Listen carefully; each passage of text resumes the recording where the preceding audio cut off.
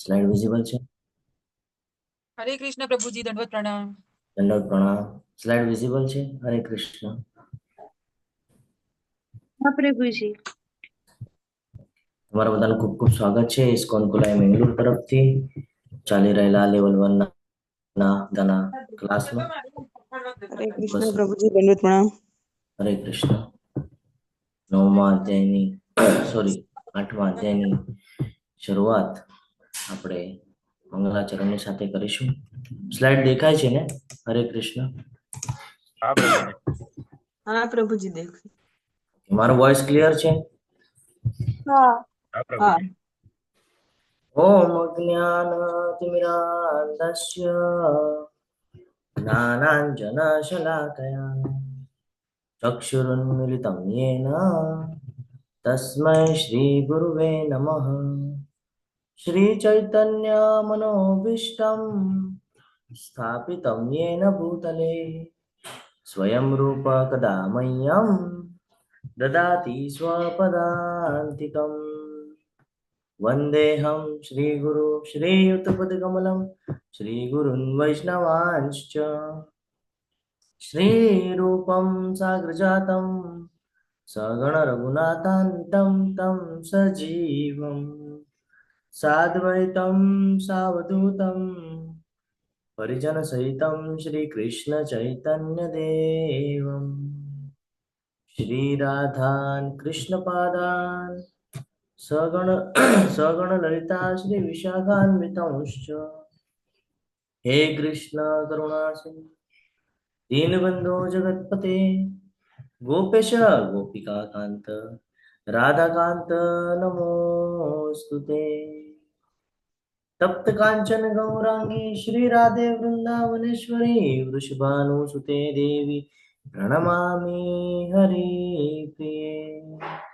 वाञ्छाकल्पतरुभ्यश्च कृपा सिन्धुभ्य एव च पतितानां पावनेभ्यो वैष्णवेभ्यो नमो नमः.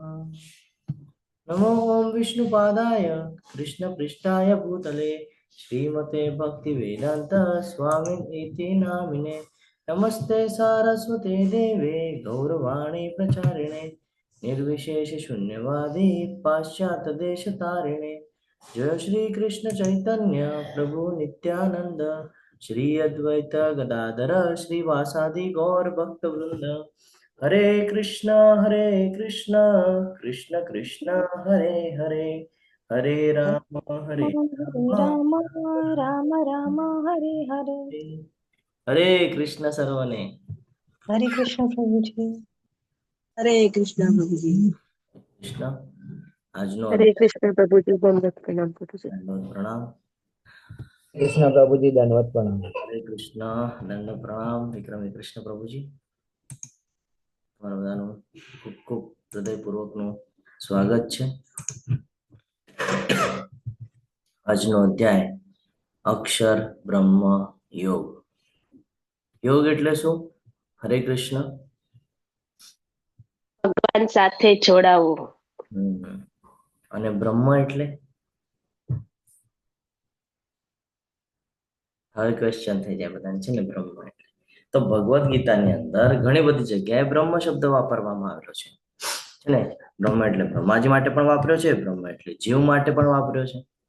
તો આજનું જે ચાપ્ટર છે, આજનો જે અધ્યાય છે, આમાં આપણને પરમાત્માની પ્રાપ્તિ એટલે કે ભગવત પ્રાપ્તિ આપણે કેવી રીતે કરી શકીએ, ગોલોક વૃંદાવન ત્યાં આપણે કેવી રીતે જઈ શકીએ, આ સમગ્ર આધ્યાત્મિક અને ભૌતિક જગત છે શું, એનું જ્ઞાન આપણને આજના અધ્યાયમાં પ્રાપ્ત થશે. ગઈકાલના અધ્યાયની થોડી ચર્ચા કરીએ. ગઈકાલના અધ્યાયમાં શું જોઈ ગયા આપણે? હરે કૃષ્ણ. 7મો અધ્યાય. પ્રિન્સી માતાજી બોલો. હરે કૃષ્ણ. હરે કૃષ્ણ પ્રભુજી, આપણે જોયું કે ભગવાન બધે જ છે. એમ કે પાણીમાં સ્વાદ છે, આકાશમાં શબ્દ છે, એમ ભગવાન બધે જ છે. અને કેવા 4 લોકો ભગવાનના શરણે જાય છે, કેવા 4 લોકો ભગવાનના ચરણે નથી જતા, એ જોયું. અને આપણે જોયું કે ભગવાન માળામાં દોરા ધાગા તરીકે છે, એ સર્વને સંભાળે છે, પણ આપણને દેખાતા નથી. હરે કૃષ્ણ પ્રભુજી. બોલ. આપણે ભગવાનને જોઈ શકતા નથી. આજે ભગવાન આપણને એ જ ક્લિયર કરાવશે કે ભગવાન કહેશે કે હું કેવી રીતે સુલભ છું તમારી માટે, તમે મને કેવી રીતે જાણી શકો છો, તમે મારી પાસે કેવી રીતે આવી શકો છો, છે ને? હું કેવી રીતે સુલભ છું. જ્ઞાન આપણને આજના અધ્યાયમાં પ્રાપ્ત થશે. ભૌતિક જગત શું છે, આધ્યાત્મિક શું છે, ભગવાનનું ધામ છે એ કેવું છે, એની અને ભૌતિક અને આધ્યાત્મિક બંને જગતની અંદર ફરક શું છે, એ ફરક આપણને ખબર પડશે. આપણે કોણ છીએ, આપણો જે સ્વભાવ છે એ સ્વભાવ શું છે, આ તમામ પ્રકારનું જ્ઞાન આપણને આજના અધ્યાયમાં પ્રાપ્ત થવાનું છે. તો આગળ વધીએ. સ્લાઇડ ચેન્જ થાય છે. હરે કૃષ્ણ. ના પ્રભુજી, નથી થઈ, હજી નથી થઈ. એકચ્યુઅલી બીજા ડિવાઇસ થી કનેક્ટેડ છીએ.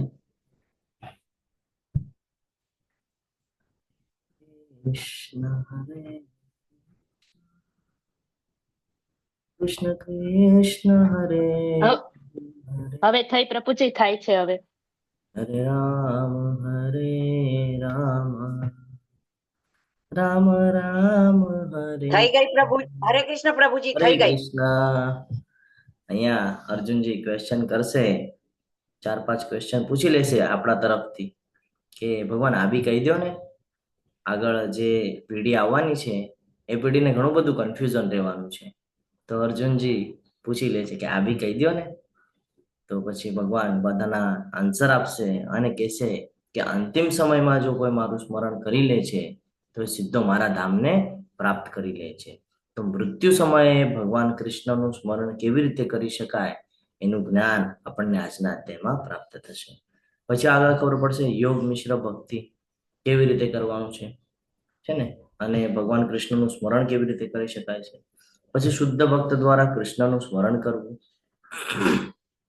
ભૌતિક વિશ્વ વિરુદ્ધ આધ્યાત્મિક વિશ્વ, બંને વચ્ચેનો તફાવત આપણને આજના અધ્યાયમાં પ્રાપ્ત થવાનો છે. અને અંતે કૃષ્ણની પ્રાપ્તિ માટે શુદ્ધ ભક્તિ કેવી રીતે આપણે કરી શકીએ છીએ એની સર્વોપરિતા, એનું જ્ઞાન આપણને પ્રાપ્ત થશે. અધ્યાયની શરૂઆત કરીએ.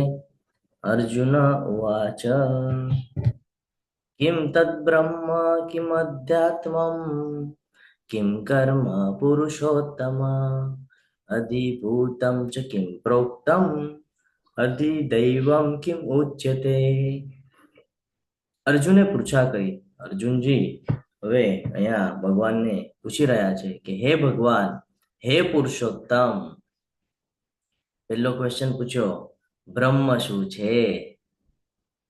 બીજો ક્વેશ્ચન પૂછ્યો આત્મા શું છે. જ્યારે કે બીજા અધ્યાયમાં આપણને જ્ઞાન કરાવ્યું હતું કે ભાઈ આપણે શરીર નથી, આપણે આત્મા છે. તો કે ભાઈ આ આત્મા છે શું.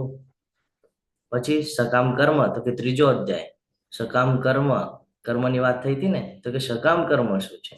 અને ચોથું છે આ ભૌતિક જગત શું છે. પાંચમો ક્વેશ્ચન પૂછી લે છે દેવો શું છે.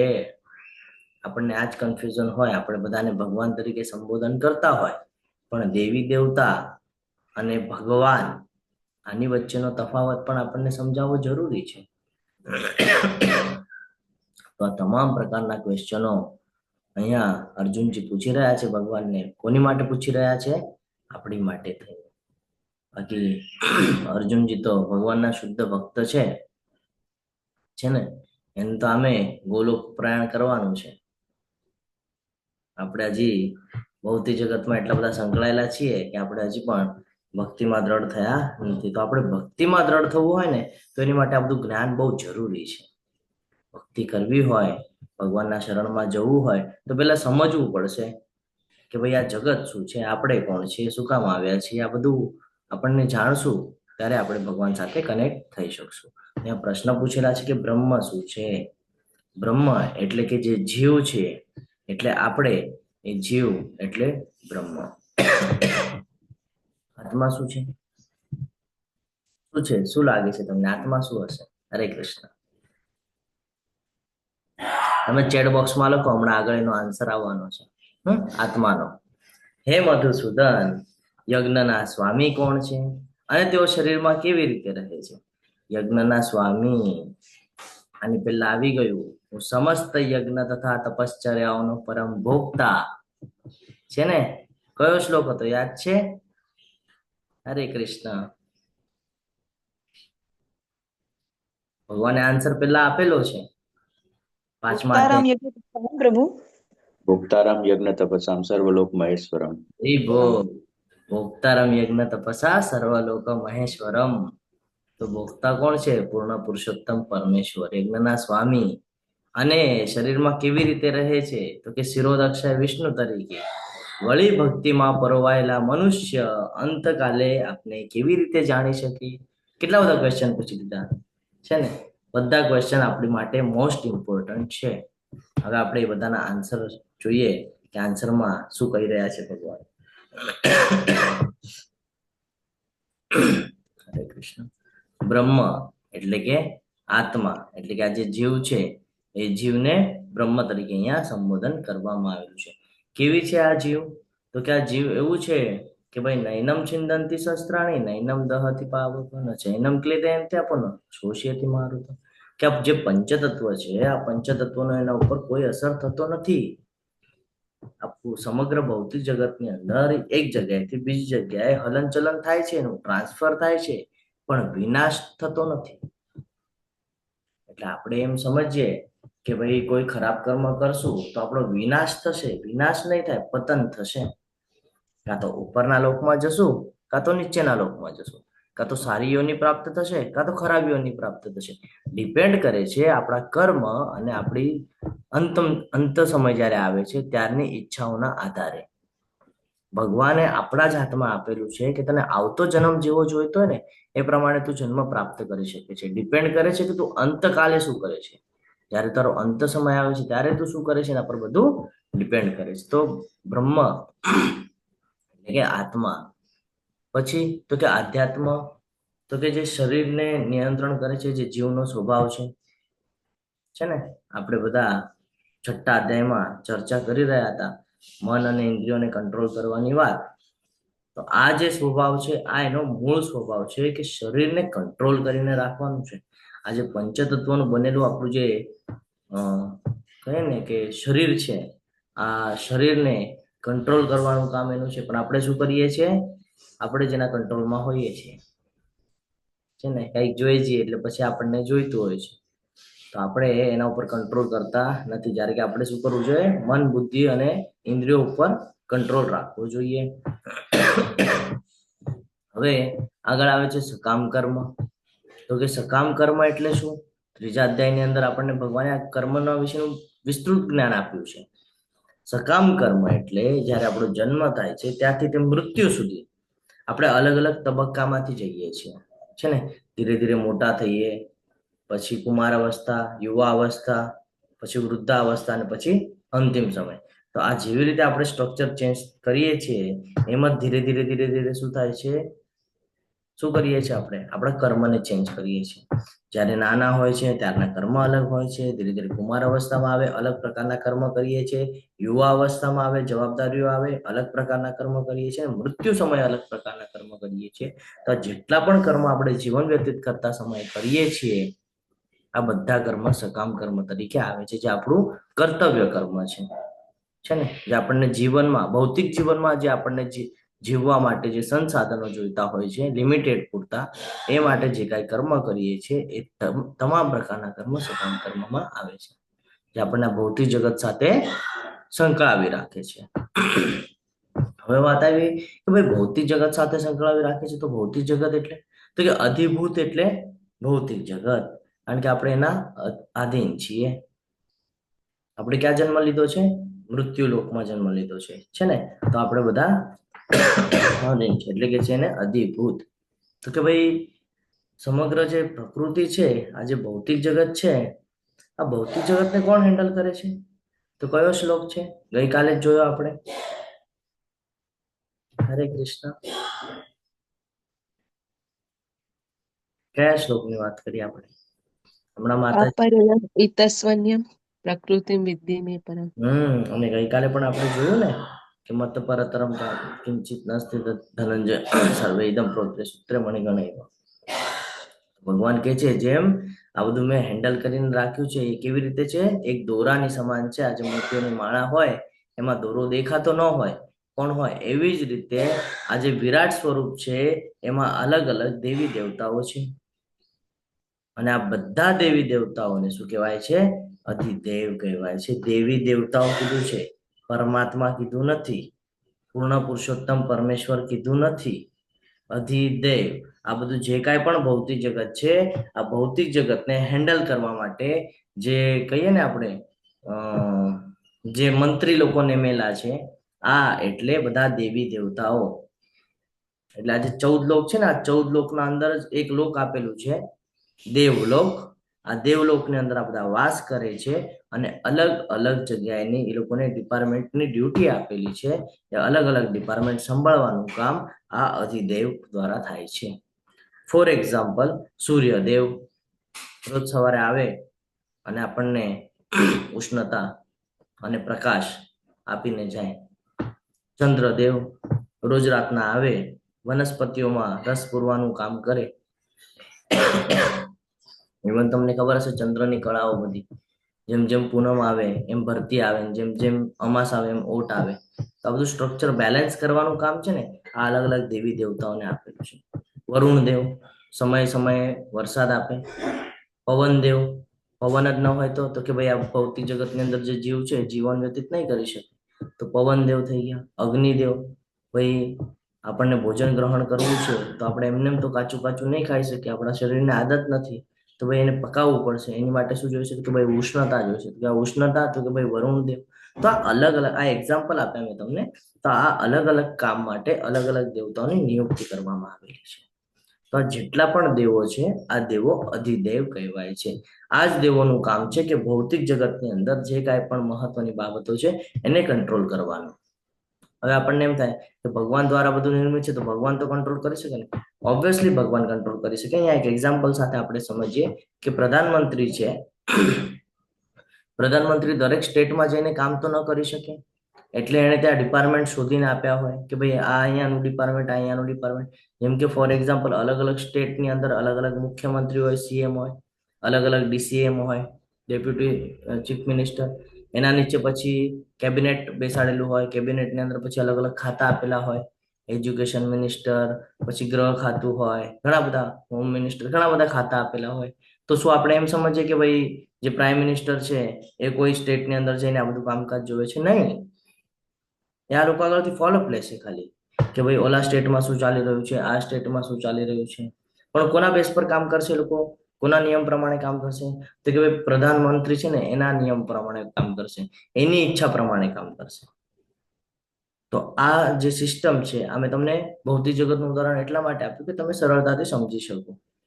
બાકી અધિદેવ એટલે જેટલા પણ દેવી દેવતાઓ છે એ બધા અધિદેવ કહેવાય છે. હવે આના ઉપર કંટ્રોલ રાખનાર પ્રધાનમંત્રી તરીકે આપણે જોઈએ તો કોણ છે? તો કે પૂર્ણ પુરુષોત્તમ પરમેશ્વર, એટલે કે પરમાત્મા.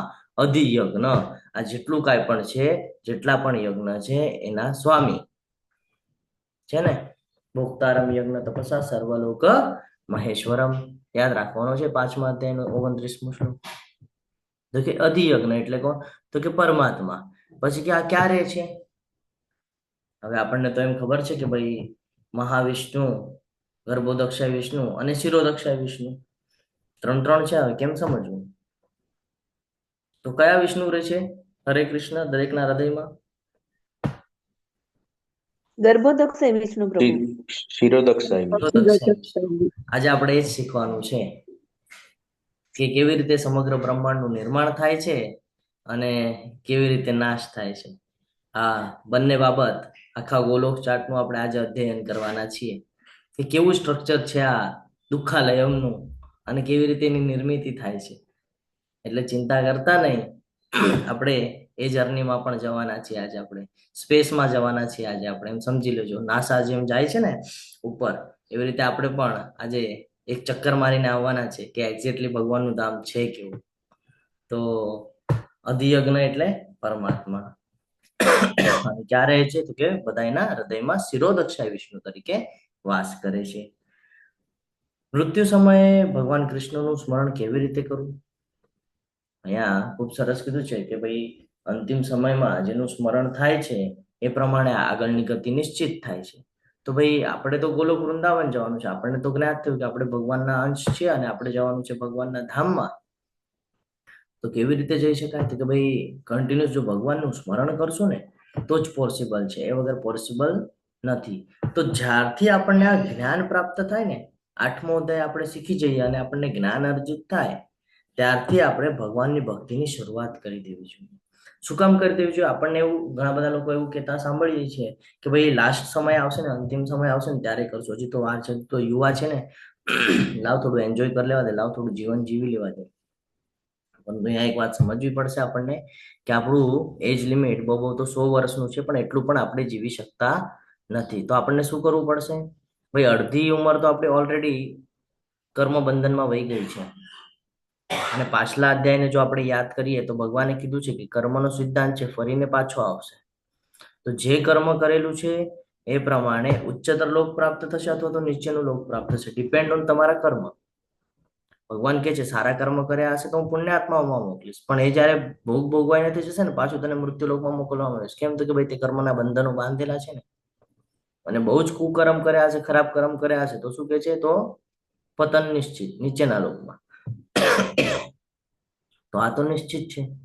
તો પછી આનાથી બચાય કેવી રીતે? તો કે જ્યારથી આપણને આ જ્ઞાન થઈ જાય ને ત્યારથી આપણે ભગવાનનું સ્મરણ ચાલુ કરી દેવું જોઈએ, કારણ અડધું જીવન આપણું વેસ્ટ થઈ ગયું છે. હવે જે જીવન બચ્યું છે એની અંદર આપણે જેટલી ભક્તિ કરશું ને એટલું આપણા માટે સારું રહેશે. કારણ જેટલી ભક્તિ કરશું અને આગળ અંતિમ સમયમાં જો ભગવાન યાદ આવી ગયા તો સીધું ગોલોક વૃંદાવન જવાનો આપણને મોકો મળી જશે.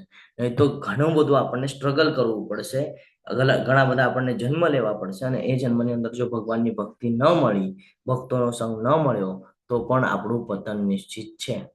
એટલે આપણે આપણા શરીરનો વિચાર ન કરતા આપણે આપણા આત્માની જર્નીનો વિચાર કરવો જોઈએ. આપણે અત્યારે ભૌતિક જગતમાં રહીએ છીએ તો આપણે શરીરનો વિચાર કરીએ કે ભાઈ મારું શરીર કેવી રીતે સ્વસ્થ રહે, ભાઈ હું કેવી રીતે બધી જે મારી ઈચ્છાઓ છે એ ઈચ્છાઓને હું પૂર્ણ કરું. બરાબર? તો એ ઈચ્છાઓના આધીન ન રહેતા મન અને ઇન્દ્રિયો પર કંટ્રોલ રાખીને આપણે સતત ભગવાનના એમાં પોરવાવીને રાખવાનું છે પોતાને. અલગ અલગ સેવાઓમાં નવધા ભક્તિ જોઈ છે આપણે, તો અલગ અલગ સેવાની અંદર આપણે પોતાને વ્યસ્ત કરવાનું છે. અથવા તો જે કાંઈ પણ આપણે ભૌતિક જગતમાં કરીએ છીએ, જે કાંઈ પણ આપણે નિત્ય કર્મ કરીએ છીએ, આ નિત્ય કર્મની અંદર પણ આપણે ભગવાનના પ્રસન્નતા માટે થઈને કેવી રીતે કર્મ કરી શકીએ એ માટે આપણે સતત પ્રયાસ કરવો જોઈએ, પ્રયત્ન કરવો જોઈએ. જીવનભર જો આપણે ભગવાનનું સ્મરણ કરશું, ભગવાનના પ્રસન્નતા માટે જો કર્મ કરશું તો અંતિમ સમયમાં આપણને ભગવાન યાદ આવશે. અને અંતિમ સમય કોનો કેવો આવવાનો છે ખબર છે કે? એક એક્ઝામ્પલ સાથે સમજીએ કે મારી ઉંમર 70-80 વર્ષની ઉંમર છે મારી.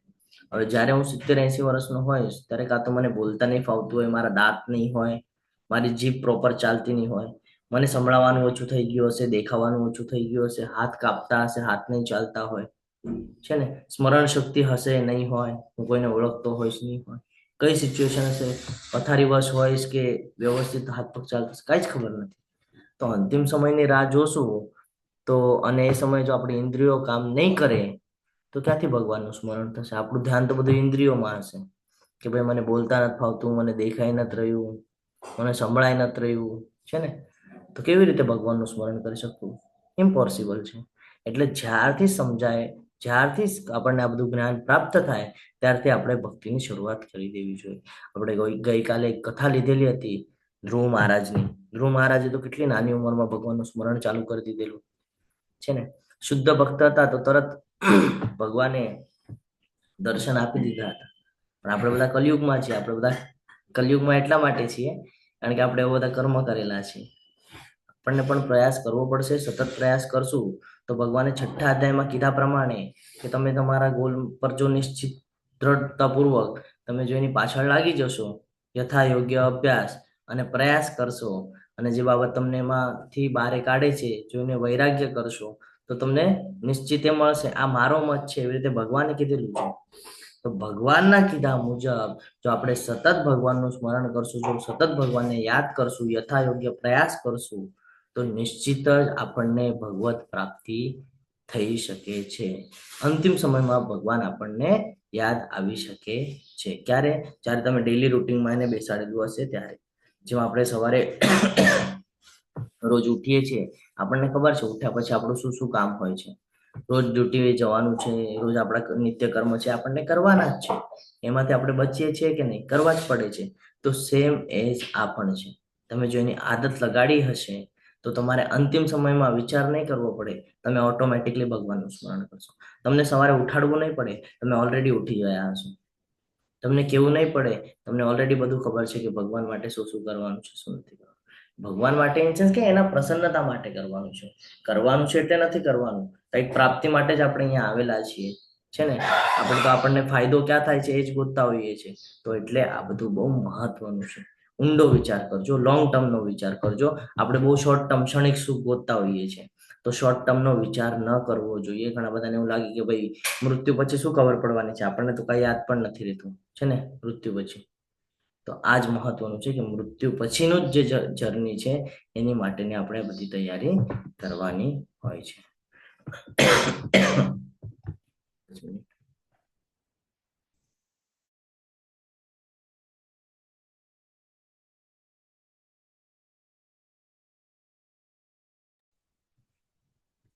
આગળ ભગવાન કહે છે, શ્રી ભગવાન વાચ અક્ષરમ બ્રહ્મ પરમમ સ્વભાવોધ્યાત્મ ઉચ્યતે ભૂત ભાવોદ્ભવત કરો વિસર્ગ કર્મ સંજ્ઞિતઃ.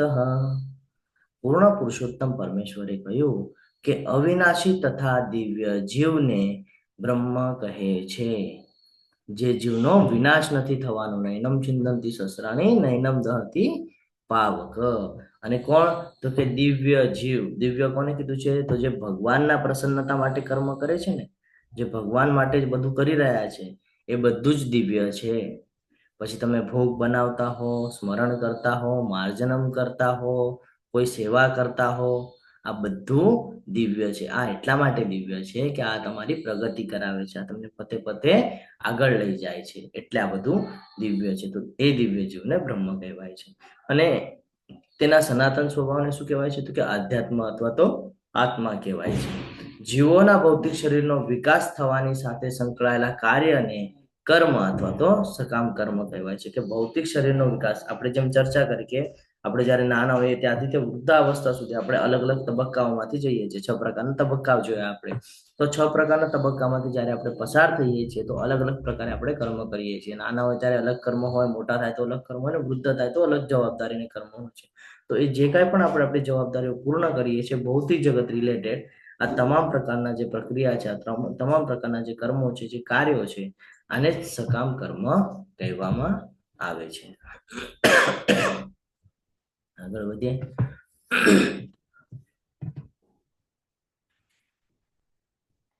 હે દેહધારીઓમાં શ્રેષ્ઠ, નિરંતર પરિવર્તનશીલ આ ભૌતિક પ્રકૃતિ જે છે એને જ ભૌતિક પ્રાગટ્ય કહેવાય છે. સૂર્ય તથા ચંદ્ર જેવા દેવોનો જેમાં સમાવેશ થાય છે તે ભગવાનના વિરાટ રૂપ અધિદેવ કહેવાય છે. અને પ્રત્યેક દેહધારીના હૃદયમાં પરમાત્મા રૂપે સ્થિત હું પરમેશ્વર એટલે અધિયજ્ઞ, યજ્ઞનો સ્વામી કહેવાઉં છું.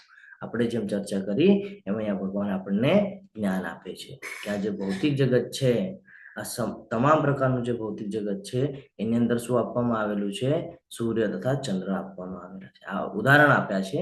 આપણે ઘણા બધા ઉદાહરણ દ્વારા સમજ્યા. વરુણ દેવનું ઉદાહરણ લીધું, અગ્નિદેવનું ઉદાહરણ લીધું, પવનદેવનું ઉદાહરણ લીધું, અને આપણે સમજ્યા કે આ જે કાંઈ પણ ડિપાર્ટમેન્ટ છે આ બધા ભગવાનના હેઠળ કામ કરી રહ્યા છે. તો આ બધા દેવી દેવતાઓ જે છે આ બધા કોણ છે? હરે કૃષ્ણ, ભૂલી ગયા પાછા. આ બધા અધિદેવ છે. અને પછી અધિદેવ છે તો પછી યજ્ઞના સ્વામી તો કે પૂર્ણ પુરુષોત્તમ પરમેશ્વર શ્રી કૃષ્ણ. કેમ? તો કે ભાઈ દરેકના હૃદયમાં શિરોદક્ષ વિષ્ણુ તરીકે પણ વાસ કરે, કણ કણમાં છે. ગઈકાલે જ આપણે ચર્ચા કરતા હતા. હજી ભગવાન આગળ 10મા અને 11મા અધ્યાયમાં ઘણું બધું જ્ઞાન આપશે આપણને. 10મા અધ્યાયમાં આપણને બધું લગભગ ક્લિયર થઈ જશે. અને જ્યારે બધું ક્લિયર થઈ જશે ને પછી ભગવાન એનું સ્વરૂપ બતાડશે વિરાટ. તો ભગવાન પેલા આપણને વિશ્વાસમાં લે છે. જ્યારે આપણને વિશ્વાસ પટે છે, જ્યારે ભગવાનને લાગે છે કે હા હવે આ મારો શુદ્ધ ભક્ત છે, તો ભગવાન વિરાટ સ્વરૂપના દર્શન કરાવે છે. આપણને તો અહીંયા ફ્રીમાં બેઠા બેઠા બધું મળી રહ્યું છે ને? તો કેટલા લકી છીએ આપણે બધા. અહીંયા કે છે ક્વેશ્ચન પૂછવામાં આવેલો છે કે મૃત્યુ સમયે આપણે શું કરવું જોઈએ? શું લાગે છે, શું કરશું મૃત્યુ સમયે? હરે કૃષ્ણ. નથી યાદ? હરે કૃષ્ણ પ્રભુજી. મૃત્યુ સમયે ભગવાનને યાદ કરવું જોઈએ. હા, ટ્રાય તો એવી કરવી જોઈએ કે ભગવાન યાદ આવે. ભગવાન આપણે કન્ટિન્યુઅસ ભગવાનની ભક્તિ જો કરતા રહેશું તો આપણને ભગવાન યાદ આવશે. જો આપણે બીજી બધી ઇન્દ્રિયોમાં રચ્યા પચ્યા રહેશું તો ભગવાન ક્યારે પણ આપણને યાદ નથી. હરે કૃષ્ણ. હવે આપણને એવો પ્રશ્ન થાય ને કે ભાઈ મૃત્યુ સમય મૃત્યુ ક્યારે આવવાનું છે ખબર તો નથી, હું તો કેવી રીતે યાદ કરી શકું ભગવાનને? મારું મૃત્યુ ક્યારે આવવાનું છે ખબર નથી મને, તો કેવી રીતે કરી શકાય? પ્રેક્ટિસ કરીને તો શક્ય છે કે આપણે અત્યારથી બધું આ કરીએ તો શક્ય છે એમ. હા, તો ભગવત પ્રાપ્તિ કરવી એટલી બધી સિમ્પલ પણ નથી. આપણને લાગે છે સિમ્પલ, પણ સિમ્પલ પણ નથી. એને સિમ્પલ કરી શકાય છે. કેવી રીતે? યથા યોગ્ય અભ્યાસ અને પ્રયાસથી. તમે એને જો ડેલી રૂટીનમાં ભક્તોના સંગમાં રહીને અને બની શકે તો ધામમાં જવાનું પ્રયત્ન. હા, તમે જો એને ડેલી રૂટીનમાં બેસાડી દેશો તો એ તમારી માટે એટલું સરળ થઈ જશે, એટલું સરળ થઈ જશે કે જેટલું તમે સવારે ઉઠીને પાણી લઈને પાણી પીવો છો ને એટલું સરળ થઈ જશે કે ખબર છે સવારે ઉઠીને 1 ગ્લાસ પાણી તો આપણે પીવું જ જોઈએ. એટલું સરળ થઈ જશે જો ડેલી રૂટીનમાં બેસાડેલું હશે તો. ખબર છે સવારે ઉઠતા વેત આપણે કરાગ્રે વસ્તે લક્ષ્મીના શ્લોક બોલીએ છીએ, ભગવાનનું સ્મરણ કરી લઈએ છીએ કે ભાઈ સવાર પડી, ઉઠ્યા, નીંદર ખુલી, નહીં તો સુઈ ગયા તો મૃત અવસ્થામાં હતા ને. ત્યારે આપણે સુઈ જઈએ આપણને કાંઈ યાદ હોય છે? મગજમાં કાંઈ ચાલતું હોય છે? એકદમ સ્થિર હોઈએ આપણે, અને જ્યારે ઉઠીએ તો ખબર પડે હા ભાઈ આજનો દિવસ જોયો છે ને. તો કોના કૃપાથી જોયો? આપણા દ્વારા અહીંયા બધું થાય છે કે કોની ઈચ્છાથી આપણે જાગ્યા? ભગવાનની ઈચ્છા, મહારાજની કૃપા ભગવાનની ઈચ્છાથી. છે. તો આ બધું આપણે યાદ રાખવું પડશે. આપણે છે ને આ બધું ભૂલી ગયા છે કે આપણને જે કાંઈ પણ બધું સહેલાઈથી ઉપલબ્ધ થઈ જાય છે ને એટલે આપણને એની વેલ્યુ નથી. ધ્યાનમાં રાખજો, બહુ ઊંડી વાત છે આ, કે આપણને બધું સહેલાઈથી મળી જાય છે ને એટલે આપણને એની કદર નથી. હમણાં અમુક વર્ષ પહેલા બધા સાથે એક સિચ્યુએશન આવી. અત્યાર સુધી કોઈને ઓક્સિજનની જરૂરત પડતી નહોતી છે ને, વાયુને કોઈ એટલું વેલ્યુ દેતું નહોતું. પ્રદૂષણ પ્રદૂષણ પ્રદૂષણ. અને જ્યારે કોરોના જેવી પરિસ્થિતિ ભગવાને જરાક આમ ઝટકો આપ્યો તો ખબર પડી ગઈ કે કેટલી વેલ્યુ છે ઓક્સિજનને, છે ને. અત્યાર સુધી મોટા મોટા જે સિટી છે આ સિટીઓમાં કોઈ દિવસે પક્ષી બિક્ષી જોવા મળતા નહીં, પણ કોરોનાના સમયમાં બધું બંધ હતું તો પક્ષીઓને મજા હતી. પક્ષીઓ બધી દેખાતા ને ખુલ્લા ફરી શકતા હતા. કેમ? તો ભાઈ પ્રદૂષણ સ્ટોપ હતું. તો આ બધું સમજવું બહુ જરૂરી છે કે આપણને છે ને સહેલાઈથી બધું મળી જાય છે ને એટલે આપણને એની વેલ્યુ નથી. જ્યારે આપણી પાસે ન હોય તો આપણે ઘણી બધી ઈચ્છા ધરાવતા હોય છે કે મને આ પ્રાપ્ત કરવું છે, પ્રાપ્ત કરવું છે, પ્રાપ્ત કરવું છે. મળી જાય પછી તો ભાઈ હવે એની વેલ્યુ નથી. આપણો સ્વભાવ છે, આ સ્વભાવને જ આપણે બદલવો જોઈએ. કેમ બદલવો જોઈએ? તો અંતિમ સમયમાં શું થવાનું છે આપણને ખ્યાલ નથી. અને જો અંતિમ સમયમાં ભગવાનનું સ્મરણ નહીં થયું તો આપણને હરણવાળી કથા યાદ છે ભરત મહારાજની. એવી સિચ્યુએશન નિર્માણ ન થવી જોઈએ. એની માટે આપણે અત્યારથી કટિબદ્ધ રહેવું પડશે. આગળ કહે છે ભગવાન, અંતકાલે ચ મામેવ સ્મરમ મુક્તા કલેવરમ ય પ્રયાતિ સમદ્ભાવમ યાતિ નાસ્ત્રસ્ય સંશયઃ. જે મનુષ્ય મૃત્યુ સમયે કેવળ મારું સ્મરણ કરતો શરીરને તજે છે ને તો તે તરત જ મારી પ્રકૃતિને પામે છે. એમાં લેશ માત્ર શંકા નથી, સંદેહ નથી. આ ભગવાન કહી રહ્યા છે. શું કહે છે? અંતકાલે જ મામે છે. અંતકાલે, અંતિમ સમય જ્યારે આવે છે ત્યારે જો તમે ભગવાનનું સ્મરણ કરી લીધું તો તરત જ એ ભગવત ધામની પ્રાપ્તિ કરે છે. હવે એકચ્યુઅલી આપણે ભૌતિક જગતમાં જીવન વ્યતીત કરીએ છીએ અને આપણે આ બધું નોટિસ કર્યું હશે. શું થાય છે? ફોર એક્ઝામ્પલ, કોઈનું પણ ફેમિલી મેમ્બર એક એજમાં આવી જાય છે, 60, 70, 80 વર્ષની ઉંમરમાં, તબિયત ખરાબ થઈ ગઈ, હોસ્પિટલમાં મોકલવામાં આવ્યા. હોસ્પિટલમાં ટ્રીટમેન્ટ ચાલુ છે. આજુબાજુ કોણ બેસે? બધા ફેમિલીના મેમ્બરો, બરાબર? આજુબાજુ બેસીને શું વાત કરતા હોય ખબર છે? ભાઈ કેટલી પ્રોપર્ટી કરી, હવે આ પ્રોપર્ટીનું આગળ શું છે ને, અથવા તો એકબીજાના ઘરની વાત, આ બધું ચાલતું હોય. અને જે જીવ ત્યાં જેના અંતિમ સમય ચાલી રહ્યા છે ને એ આ બધું સાંભળતું હોય. સમજો, બહુ મહત્વનું અહીંયા સમજી રહ્યા છે આપણે. શું કરે છે? આ બધાની ચર્ચાઓ સાંભળી રહી છે.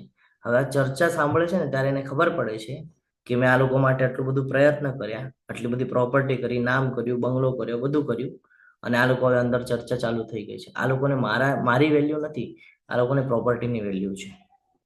સમજો. હવે આ વિષય સાંભળીને પોતે ચિંતન ચાલુ થઈ ગયા. આપણે ઇન્દ્રિયો બધી કામ કરતી હોય ને થોડી થોડી, તો આપણી ચિંતન ચાલુ થઈ ગયું. હવે ચિંતન ચાલુ થઈ ગયું અને અંતિમ સમય આવ્યું. ચિંતન કરતા કરતા શું આવ્યું? મારી પ્રોપર્ટી, મારા પૈસા, મારા સ્વજનો. ફરી પાછા દુઃખાલયમાં. સમજી રહ્યા છો? એટલા માટે ભગવાનના ભક્તોનો સંગ જરૂરી છે. શું કામ જરૂરી છે? એના એક્ઝામ્પલ પણ આપણે સમજીએ. ભક્તો હોય ને એને ખબર પડી જાય કે ભાઈ એકાદો જીવ છે, એનો અંતિમ સમય આવેલો છે, બેડ પર છે, તરત ત્યાં જશે. કીર્તન કરવા મળ્યું તો અતિ ઉત્તમ, ન કરવા મળ્યું તો કે બાજુમાં બેસીને ભગવદ્ ગીતા ભાગવતમનું વાંચન ચાલુ કરી દેશે સીધા. કેમ? તો કે ભાઈ અંતકાલે યાદ આવે ને, અંતકાલે યાદ આવે ને એટલા માટે ભગવાને કીધું છે કે અંતકાલે જો મારું સ્મરણ કરીશ ને તો સીધો મારા ધામને પામીશ. એક ખૂબ જ સુંદર ઉદાહરણ સાથે હું તમને સમજાવવાનો પ્રયત્ન કરું તો તમે બધા યુટ્યુબ ઉપર જજો અને શ્રીલા પ્રભુપાદજીના લાસ્ટ ડે નો વિડીયો એના ઉપર મળી જશે તમને. તમે એકવાર જોજો. અંતિમ સમય છે અને અંતિમ સમયમાં પણ ભાગવતમ બોલી રહ્યા છે. હા પ્રભુજી જોયો છે. હા, ભાગવતમ કહી રહ્યા છે અંતિમ સમયમાં. અને તમે અત્યારે ઇસ્કોનના ટેમ્પલમાં જઈને જુઓ શ્રીલા પ્રભુપાદજી ક્યાં છે, ક્યાં દેખાય છે ને જોઈ લેજો. ભૌતિક જગતમાં પણ આપણને ભગવાને એનો અનુભવ કરાવી દીધો કે સીધું ભગવાનનું ધામ પ્રાપ્ત થઈ ગયું. આ ફરક છે. અને આ કોણ કરી શકે? તો કે જે જીવ ભગવાનને સતત સ્મરણ કરે છે ને એના જ જીવનની અંદર ભક્તોનો સંગ આવે છે. અને જ્યારે ભક્તોનો સંગ આવે છે ને ત્યારે ભગવાન ચિંતા કરે છે કે અંતિમ સમયમાં હું કેવી રીતે તમને યાદ આવું. અને એની માટેના જે તમામ પ્રકારની અરેન્જમેન્ટ છે ને એ ભગવાન કરાવી આપે છે. ભગવાન એના ભક્તને મોકલાવે છે કે ભાઈ મારો એક ભક્ત ત્યાં અંતિમ સમયની સિચ્યુએશનમાં છે, જાઓ એને યાદ અપાવો મારી. જાઓ ત્યાં જઈને ભાગવતમ કયો, એને ભગવદ્ ગીતા કયો એટલે એને સ્મરણ આવશે મારું, એટલે તરત મારા ધામમાં આવી જાય. એને ઘણી બધી ભક્તિ કરી છે, જ્ઞાન પ્રાપ્ત થયા પછી. તો ભગવાન ચિંતા કરે છે. એટલે આ બધું સમજવું બહુ જરૂરી છે. ભગવાન કે છે અંતકાલે મારું સ્મરણ કરી લેશે તો પણ એના કર્મબંધનની એને ચિંતા કરવાની જરૂર નથી, કારણ કે અંતિમ સમયમાં એને મારું સ્મરણ કર્યું છે. રાઈટ સાઈડમાં એક પિક્ચર આપ્યું છે. કોણ છે ખબર છે? બાણોની શૈયા ઉપર ભીષ્મ પિતામહ. ભીષ્મ પિતામહ તો ઈચ્છા મૃત્યુનું વરદાન હતું. આપણને બધાને ખ્યાલ છે કે ઈચ્છા મૃત્યુનું વરદાન હતું અને બાણોની શૈયા ઉપર એ વિરાજમાન થયા છે. અંતિમ સમય છે, બધાને જ્ઞાન આપી રહ્યા છે. ભક્તિ શું છે, ધર્મ શું છે, કર્મ શું છે, બધું સમજાવી રહ્યા છે. અર્જુનજીને બધા છે. સામે ભગવાન સ્વયં ઊભા છે. બધું જ્ઞાન જયારે આપી રહ્યા છે ત્યારે ભગવાન જ કહે છે કે હવે આનું જ્ઞાન આપો, એનું જ્ઞાન, એમ ભગવાન જ કહે છે. એ રાહ જોઈ રહ્યા છે. શું કરી રહ્યા છે? રાહ જોઈ રહ્યા છે. શેની રાહ જોઈ રહ્યા છે ખબર છે? કે સૂર્ય દક્ષિણાયનમાં હતો ને તો એ ઉત્તરાયણમાં ક્યારે આવે. જ્યારે ઉત્તરાયણમાં આવે છે એ સમયનો જે દેહ છે એનો ત્યાગ કરે છે. કારણ કે એ જે સમય હોય છે એ સમય પણ એને અનુકૂળ હોય છે ને એ સમય સુધી ભગવાનનું સ્મરણ કરે છે. કન્ટિન્યુઅસ ભગવાનની વાત કરે છે. કન્ટિન્યુઅસ તમામ પ્રકારનું જ્ઞાન એ 5 પાંડવોને આપી રહ્યા છે. હતા કઈ ટીમમાં? ઓપોઝિટ વાળી ટીમમાં. સમજો, આટલી વાર સુધી વિરુદ્ધમાં કામ કરી રહ્યા હતા, પણ જેવો અંતિમ સમય આવ્યો ને તરત જ ભગવાનની સાઈડ સ્વીકારી લીધી. વિચાર કરજો, આ આપણા માટે બહુ મહત્વનું લેસન છે કે હંમેશા શું કર્યું? ઓપોઝિટ ટીમમાં હતા. આપણે પણ અત્યારે શું કરીએ છીએ? ભૌતિક જગતમાં ફૂલ સંકળાયેલા છીએ, પરંતુ એમણે શું યુક્તિ કરી? અંતિમ સમય આવ્યો તરત ભગવાનની સાઈડ સ્વીકારી લીધી, તરત ભગવાનનું જ્ઞાન આપવા માંડ્યા, તરત બધું કહેવા માંડ્યા ત્યાં, અને ભગવાનનું સ્મરણ થાય એ પ્રમાણે આગળનું કાર્ય ચાલુ રાખ્યું. આપણે પણ એ જ શીખવાનું છે કે અત્યાર સુધી ભલે જે કર્યું, ભલે વિરુદ્ધમાં રહ્યા, ભલે ભૌતિક જગતમાં સંકળાયેલા રહ્યા, ભલે ખરાબ કર્મ થઈ ગયા, પણ હવે આપણે ભગવાનના સાનિધ્યમાં રહેવું બહુ જરૂરી છે. જો ભગવાનના સાનિધ્યમાં રહેશું તો ભગવાન યાદ આવશે, અને ભગવાન યાદ આવશે તો આપણે ગોલોક વૃંદાવન જઈ શકશું. એ વગર આ બધું પોસિબલ નથી. અહીંયા યુધિષ્ઠિર મહારાજ અને યક્ષ વચ્ચે એક ચર્ચા ચાલી રહી છે, આપણે સમજવાનો પ્રયત્ન કરીએ. તો અહીંયા કે છે કે દરરોજ હજારો લોકો રોજ મૃત્યુની શૈયા ઉપર જાય છે, રોજ મૃત્યુ થઈ રહ્યું છે હજારો લોકોનું, છે ને. પણ આપણે બધા એટલા કહીએ ને કે સિરિયસ નથી એને લઈને. શેને લઈને? તો કે ભાઈ મૃત્યુ થાય છે ખબર છે, પણ માનવા તૈયાર નથી કે ભાઈ મૃત્યુ થાય છે. જોઈએ છે રોજ હજારો મૃત્યુ જોઈએ છે. આપણે કોઈ સ્મશાન ઘાટને ત્યાંથી જતા હોય તો આપણને રોજ કંઈક ને કોઈક ચિતા સળગતી આપણને દેખાય, તો પણ આપણે એના પછીની તૈયારી કરતા નથી. આપણે આને એક્સેપ્ટ જ કરતા નથી કે મૃત્યુ નિશ્ચિત છે.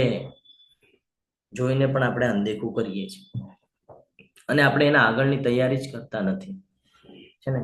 તો આ બહુ મોટી વાત છે કે આપણે હંમેશા એને ધ્યાનમાં રાખવાનું છે કે અંતિમ સમય આવવાનો છે ક્યારે ને ક્યારે. તો એ અંતિમ સમય પછીના જર્નીની તૈયારી આપણે અત્યારથી કરી રાખવી જોઈએ. જેમ આપણે ભૌતિક જગતની અંદર જ્યારથી આપણને જ્ઞાન પ્રાપ્ત થાય છે ત્યારથી આપણે તૈયારીમાં લાગી જઈએ છીએ કે પ્રોપર્ટી, પૈસા કમાવો જરૂરી છે.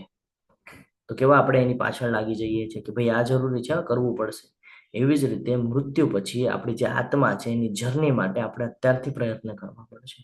ત્યારે આપણે આગળ જઈને સફળ થઈ શકશું. કૃષ્ણ સિવાય જો બીજું કઈ યાદ આવે તો બરાબર છે. કોઈ પણ બીજી બાબતો યાદ આવશે તો શું થશે?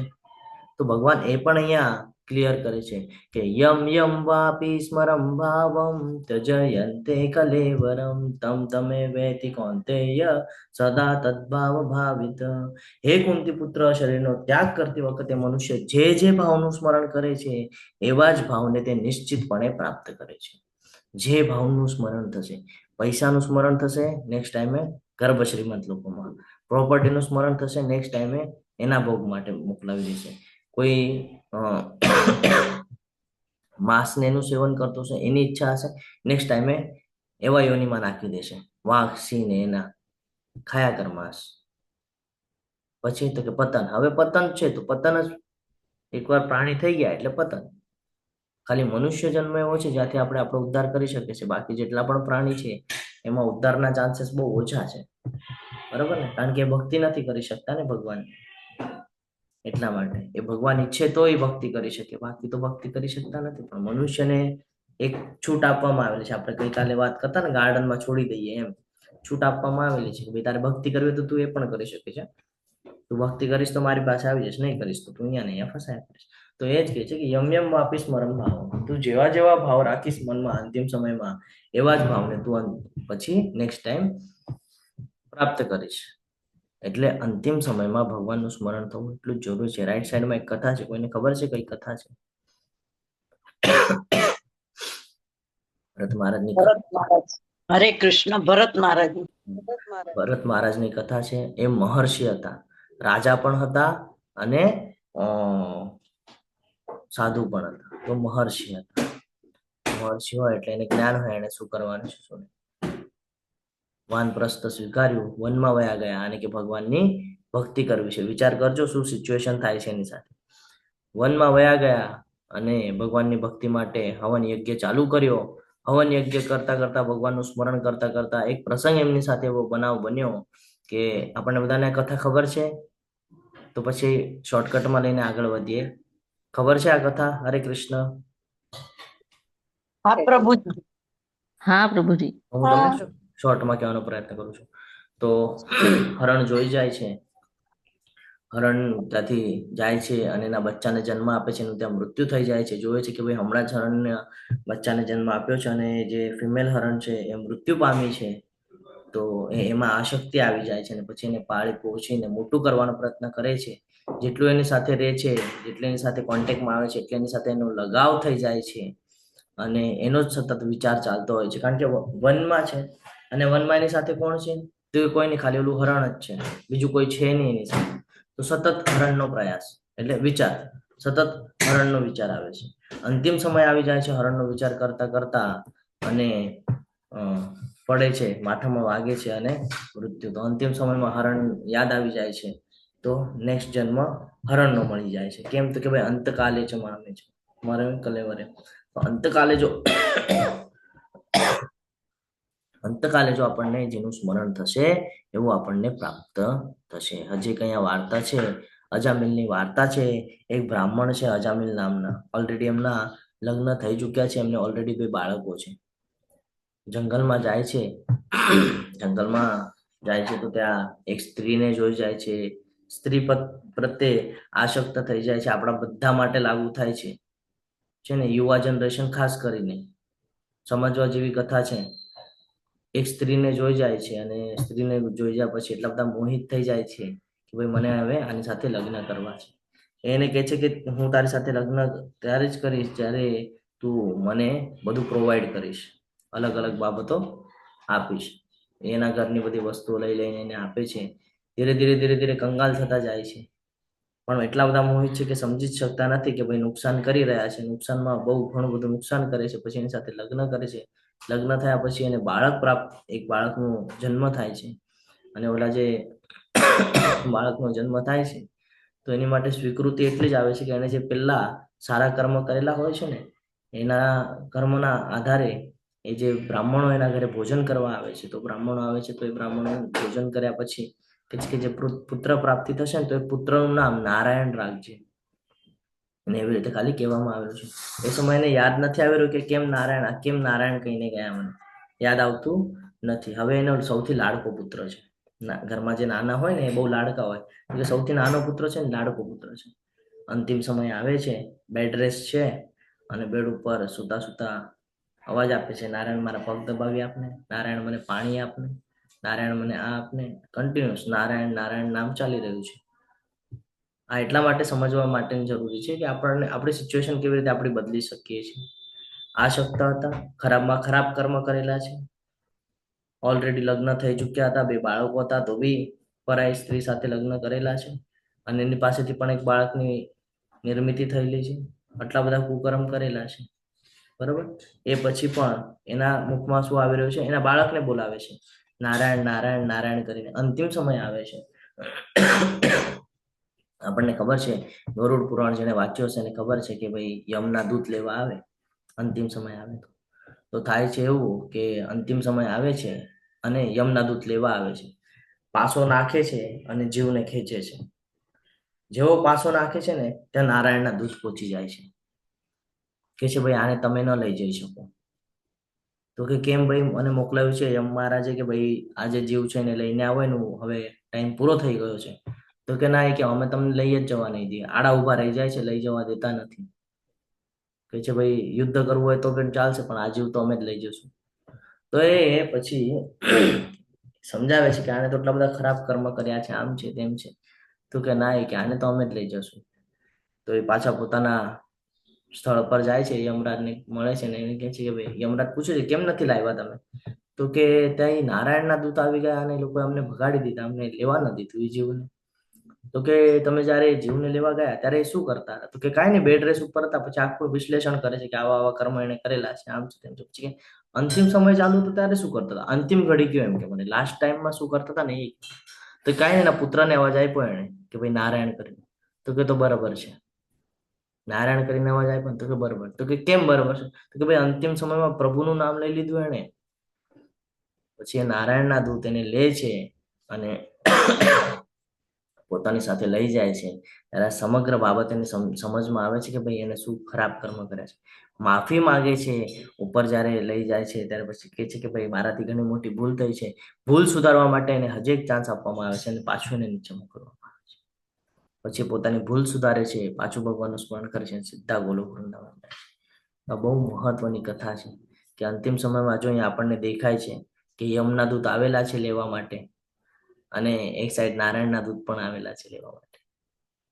તો અંતિમ સમયમાં ખાલી ભગવાનનું સ્મરણ ભૂલથી થઈ ગયું છે. ભૂલ એટલે ઇન સેન્સ કે શું કે એને તો એના પુત્રને બોલાવ્યું, મોહમાં હતા, પુત્રને બોલાવેલું છે.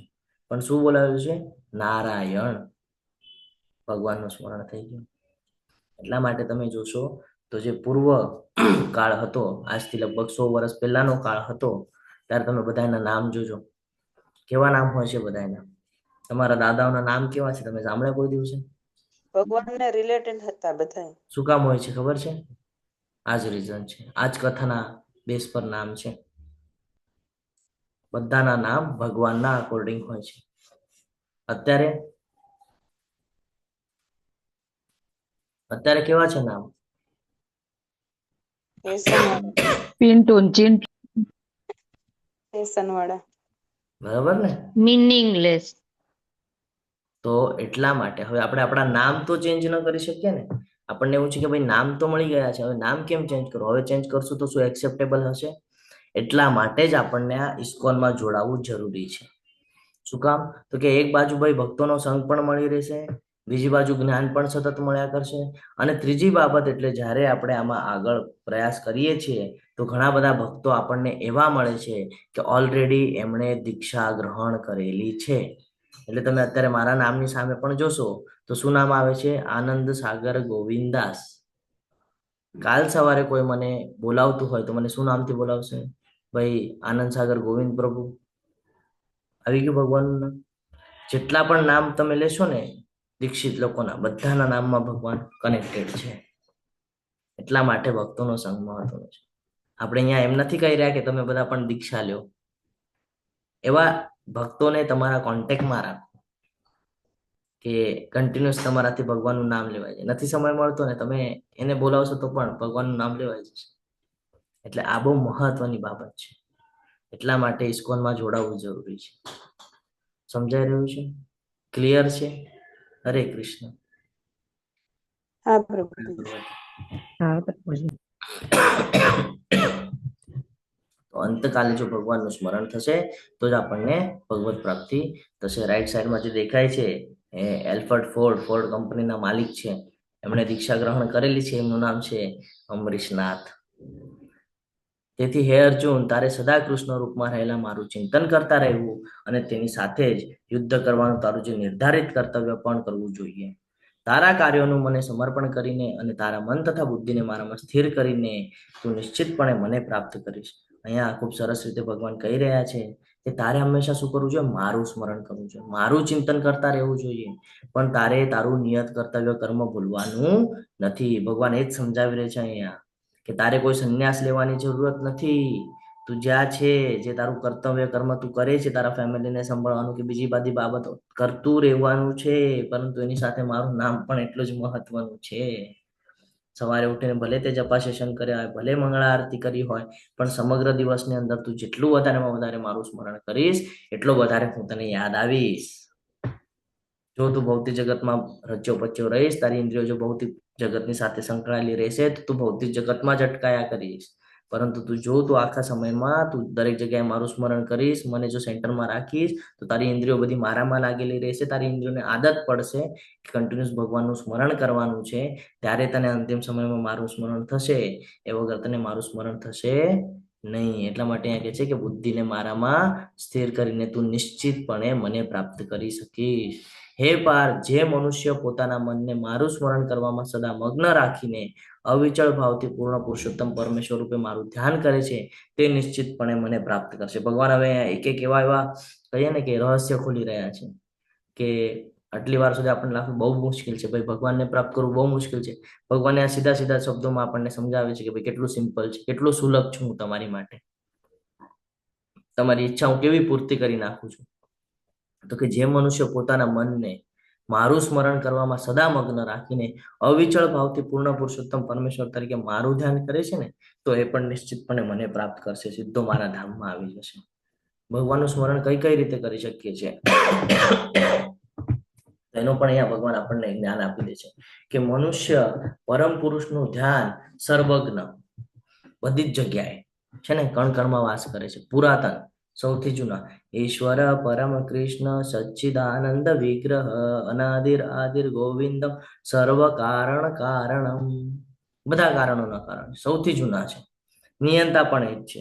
લઘુતરથી પણ લઘુત્તમ શિરોદક્ષાય વિષ્ણુ, સર્વના પાલન કરતા મહાવિષ્ણુ, સમસ્ત ભૌતિક કલ્પનાથી પર અચિંત્ય તથા જેવો હંમેશા એક વ્યક્તિ છે એ તરીકે કરવું જોઈએ. તેઓ સૂર્ય સમાન તેજસ્વી છે, દિવ્ય છે અને ભૌતિક પ્રકૃતિથી પર છે. ભૌતિક જગતના વિરુદ્ધમાં છે, એનાથી ઉપર છે.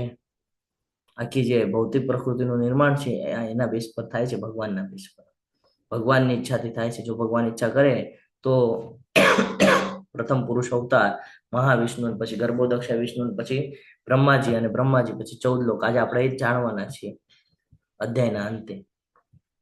હે પૃથાપુત્ર અર્જુન, જે મનુષ્ય અનન્ય જે મનુષ્ય અનન્ય ભાવે નિરંતર મારું સ્મરણ કરતો રહે છે તેને માટે હું સુલભ છું. કોની માટે સુલભ છે? તો કે જે મનુષ્ય અનન્ય ભાવે નિરંતર કરે.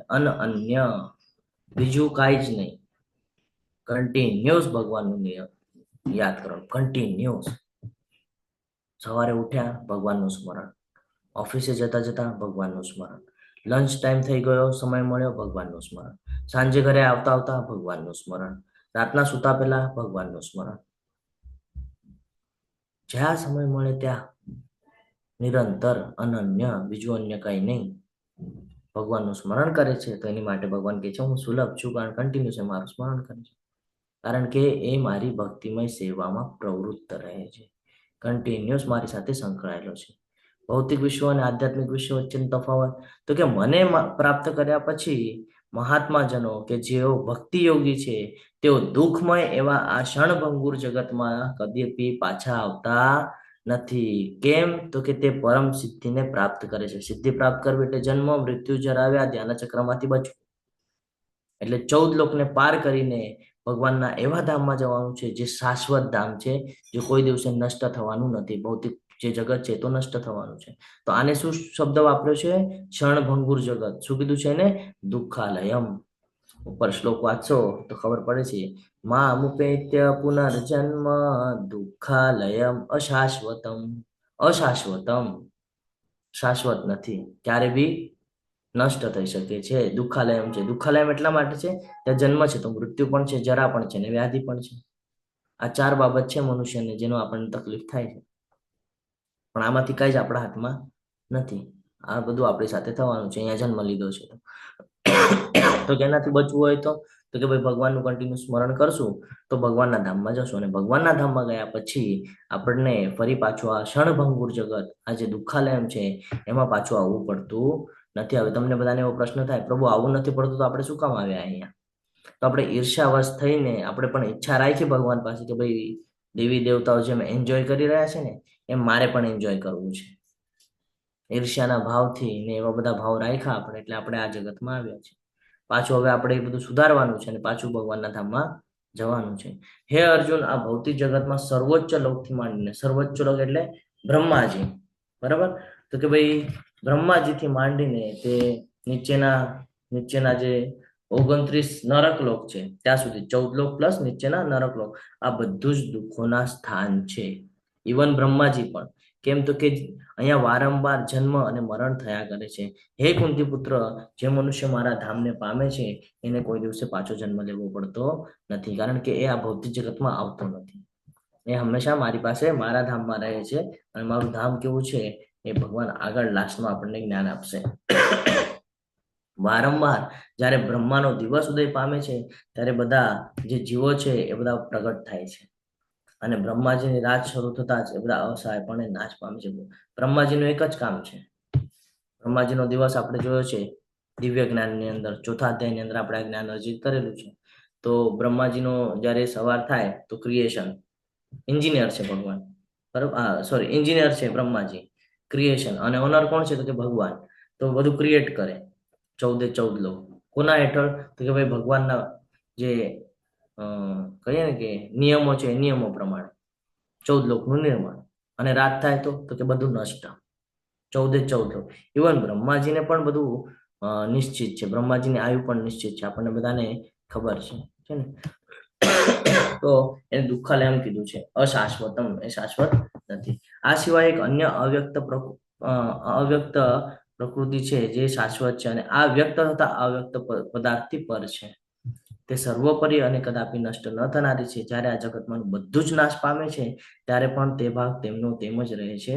આ ડાયરેક્ટ આપણે જોઈએ તો એક સપાટી છે, એ સપાટીની એક બાજુ પર ભૌતિક જગત છે અને એક બાજુ આધ્યાત્મિક જગત છે. જ્યારે આ ભૌતિક જગત નષ્ટ થઈ જાય છે તો આધ્યાત્મિક જગત નષ્ટ થતું નથી. આ ભગવાનનું ધામ છે, આ જ પવિત્ર ધામ છે જે આપણે બધાએ જવાનું છે.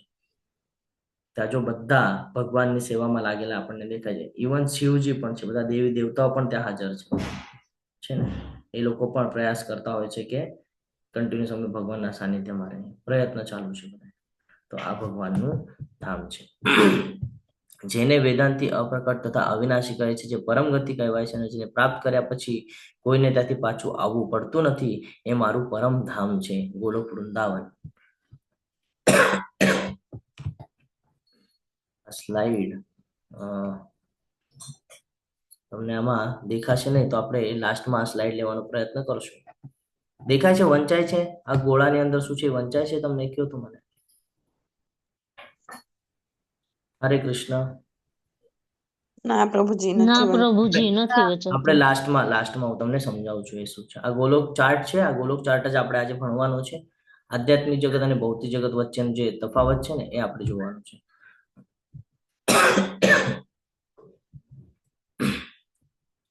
મુકુંદ માલા એની અંદર રાજા કુલશેખરની પ્રાર્થનાઓ છે, અને પ્રાર્થનાની અંદર શું કહેવામાં આવેલું છે ને એ આપણે એકવાર વાંચીને સમજવાનો પ્રયત્ન કરીએ કે હે ભગવાન, હે કૃષ્ણ, મારા મનરૂપી રાજહંસને આપના ચરણોરૂપી કમળની દાંડીઓની ઝાડમાં અત્યારે જ પ્રવેશવા દો. શું કહે છે કે મારું આ જે મન છે ને, આ મનને તમારા ચરણોમાં સ્થાન આપો, એમાં મને એન્ટર કરવા દો. શું કામ? મને ભક્તિમય સેવા આપો, અત્યારે જ આપો. શું કામ? તો કે મૃત્યુ સમય મારો કંઠ એટલે કે મારો જે અવાજ છે એ અવાજ પિત્ત અથવા તો કફના કારણે રૂંધાઈ ગયો હશે, અવાજ નીકળશે નહીં, છે ને. હું તમારું સ્મરણ કરી શકીશ ને, ઉચ્ચારણ કરી શકીશ ને, મને તકલીફ થશે ઉચ્ચારણ કરતા, કે મારું આ જે શરીર છે મને સાથ નહીં આપે, ત્યારે મારા માટે આપનું સ્મરણ કરવાનું શક્ય નહીં બને. કે છે કેવી રીતે શક્ય બનશે? જ્યારે મારું શરીર ઇન્દ્રિયો કામ નહીં કરે તો હું કેવી રીતે તમારું સ્મરણ કરીશ, અને પોસિબલ નહીં થાય તો હું કેવી રીતે તમારા ધામમાં આવીશ?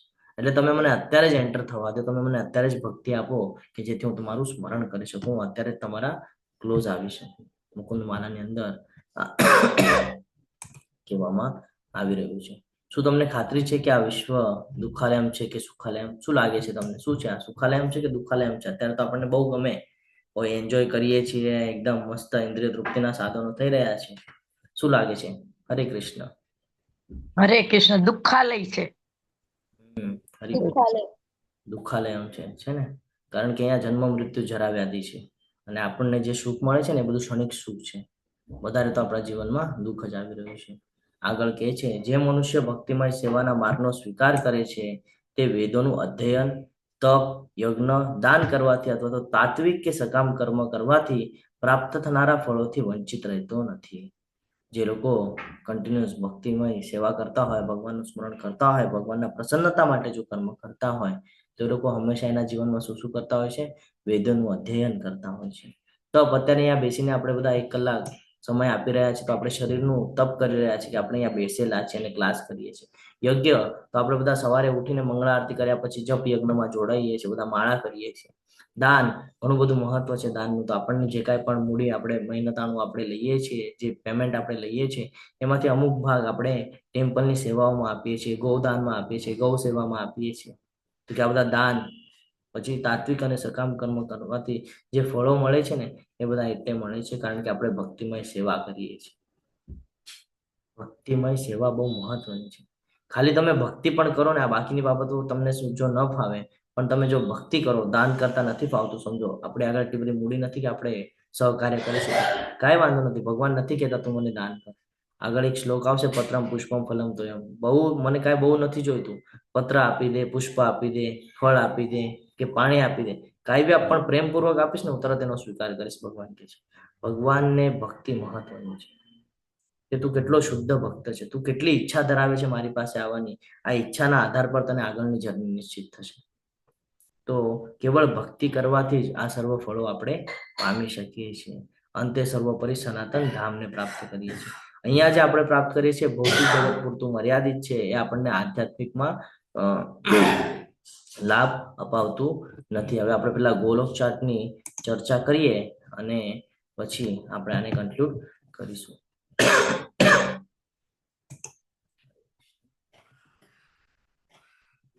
અહીંયા સુધી તમને ક્લિયર છે? હરે કૃષ્ણ.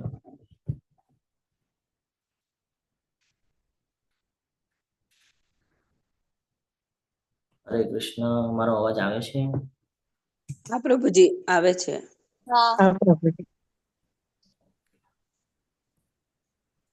ગોલોક ચાર્ટ સમજીએ.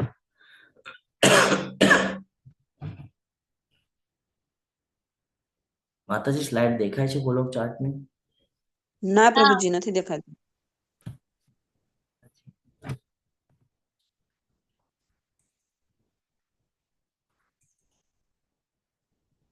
કૃષ્ણ હરે કૃષ્ણ કૃષ્ણ કૃષ્ણ હરે હરે હરે રામ રામ રામ રામ હરે હરે હરે કૃષ્ણ કૃષ્ણ કૃષ્ણ હરે હરે હરે રામ રામ રામ હરે. હવે દેખાય છે? ના પ્રભુજી.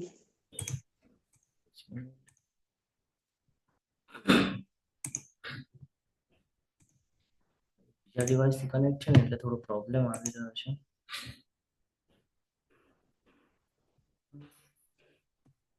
હરે કૃષ્ણ કૃષ્ણ કૃષ્ણ હરે હરે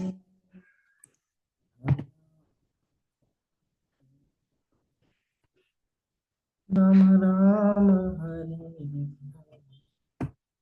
દેખાય એટલે મને કહેજો હો, મને ખબર નહીં પડે તમને દેખાય છે. હા પ્રભુજી, સર્ચિંગ થાય છે હવે. આવ્યું. હા, હવે દેખાય.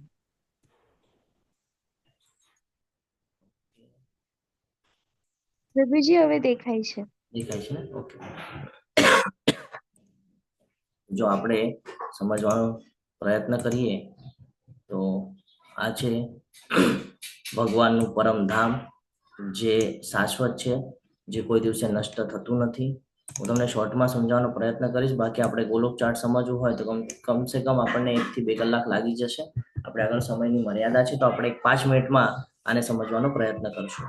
તો આ ગોલોક વૃંદાવન છે અને આ છે ભગવાનનું ધામ, જ્યાં આપણે બધાએ જવાનું છે. એની અંદર તમને આજુબાજુ દેખાય છે એ નામ કોઈ વાત છે? હરિકૃષ્ણ.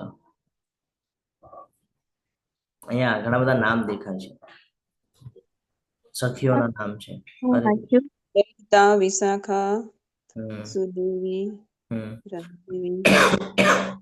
આ બધા ના નામ છે ને પ્રભુજી? હા, આ બધા ભગવાનની જે સખીઓ છે એના નામ છે. સૌથી પહેલા ભગવાન બલરામજી આવે છે સૌથી પ્રથમ, અને બલરામજી પછી 4 વિષ્ણુ, જેમાં આપણે જોઈએ છે અહીંયા પ્રદ્યુમ્ન, વાસુદેવ અને અનિરુદ્ધ અને સંકર્ષણ. આ 4 જણા અહીંયા વિરાજમાન છે. આ બધા ભગવાનના અલગ અલગ અવતારો છે. આપણે સમજવાનો પ્રયત્ન કરીએ. આ ભગવાનનું શાશ્વત ધામ છે. આપણે બધા અહીંયા જવાનું છે. ભગવાન અહીંયા વિરાજમાન છે. અને આ જે લોક છે, આ એવું લોક છે કે જ્યાં કૃષ્ણ ભગવાન એ મધુર ભક્તિ સાથે અહીંયા વાસ કરી રહ્યા છે. પછી આગળ વધીએ ધીરે ધીરે તો અહીંયા આપણને મથુરા, જગન્નાથપુરી, દ્વારકા આ બધું જે દેખાય છે, બધા તબક્કાઓ છે. આપણે અહીંયાથી ધીરે ધીરે ધીરે ધીરે પાસ કરીને ઉપર જવાનું છે. અહીંયા જોઈએ આપણે તો યજુર્વેદ, અહીંયા વેદો પણ ઉલ્લેખ થયેલો છે. હજી નીચે જઈએ તો અયોધ્યા ધામ આવે છે. અયોધ્યા ધામ નીચે આવે તો અહીંયા આપણને દેખાય છે આ દ્વારપાલ છે ને, આ જે અહીંયા દેખાય છે આ દ્વારપાલ છે. પછી એનાથી નીચે આવીએ તો અહીંયા આ જે છે આ ભગવાનનું ઓફિસ છે. એટલે આપણે જેમ હમણાં ચર્ચા કરતા હતા કે ફોર એક્ઝામ્પલ ભૌતિક જગતના ઉદાહરણ સાથે સમજાવવા માંગુ તો આ પ્રધાનમંત્રી છે અને પછી આના ડિપાર્ટમેન્ટ અહીંયા આપેલા છે. અલગ અલગ સ્ટેટના અલગ અલગ મુખ્યમંત્રીઓ અને કેબિનેટ જે બેઠક હોય ને એવી રીતે છે અહીંયા. સોરી. તો આ ભગવાનનું કેબિનેટ ની બેઠક, એટલે કે આને ઓફિસ કહેવામાં આવે છે. આ ભગવાનની ઓફિસ છે અને આ ઓફિસની અંદર આપણને અલગ અલગ નામ દેખાતા હશે. મને અહીંયાથી છે ને નામ વાંચતા નથી ફાવતા. તમને કોઈને વંચાતા હોય તો એકાદા બે નામ વાંચજો તો. હરે કૃષ્ણ.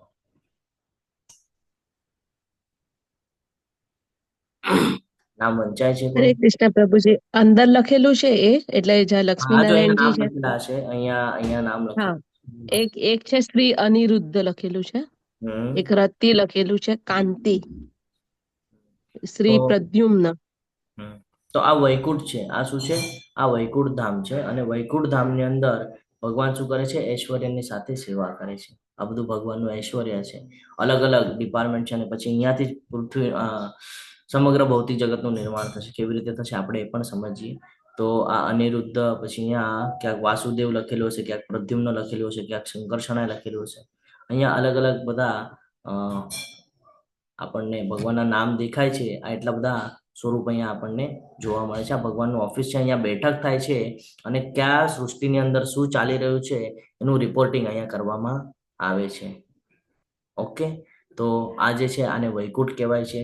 અને જે ગોલોક ધામમાં માધુર્ય રસ જોવા મળે છે અને વૈકુંઠની અંદર ઐશ્વર્યની સાથે સેવા કરવાનો આપણને અવસર પ્રાપ્ત થાય છે. તો આ બંને વચ્ચે પણ એક ડિફરન્ટ છે. હા, ઈલા માતાજી બોલો. હરે કૃષ્ણ.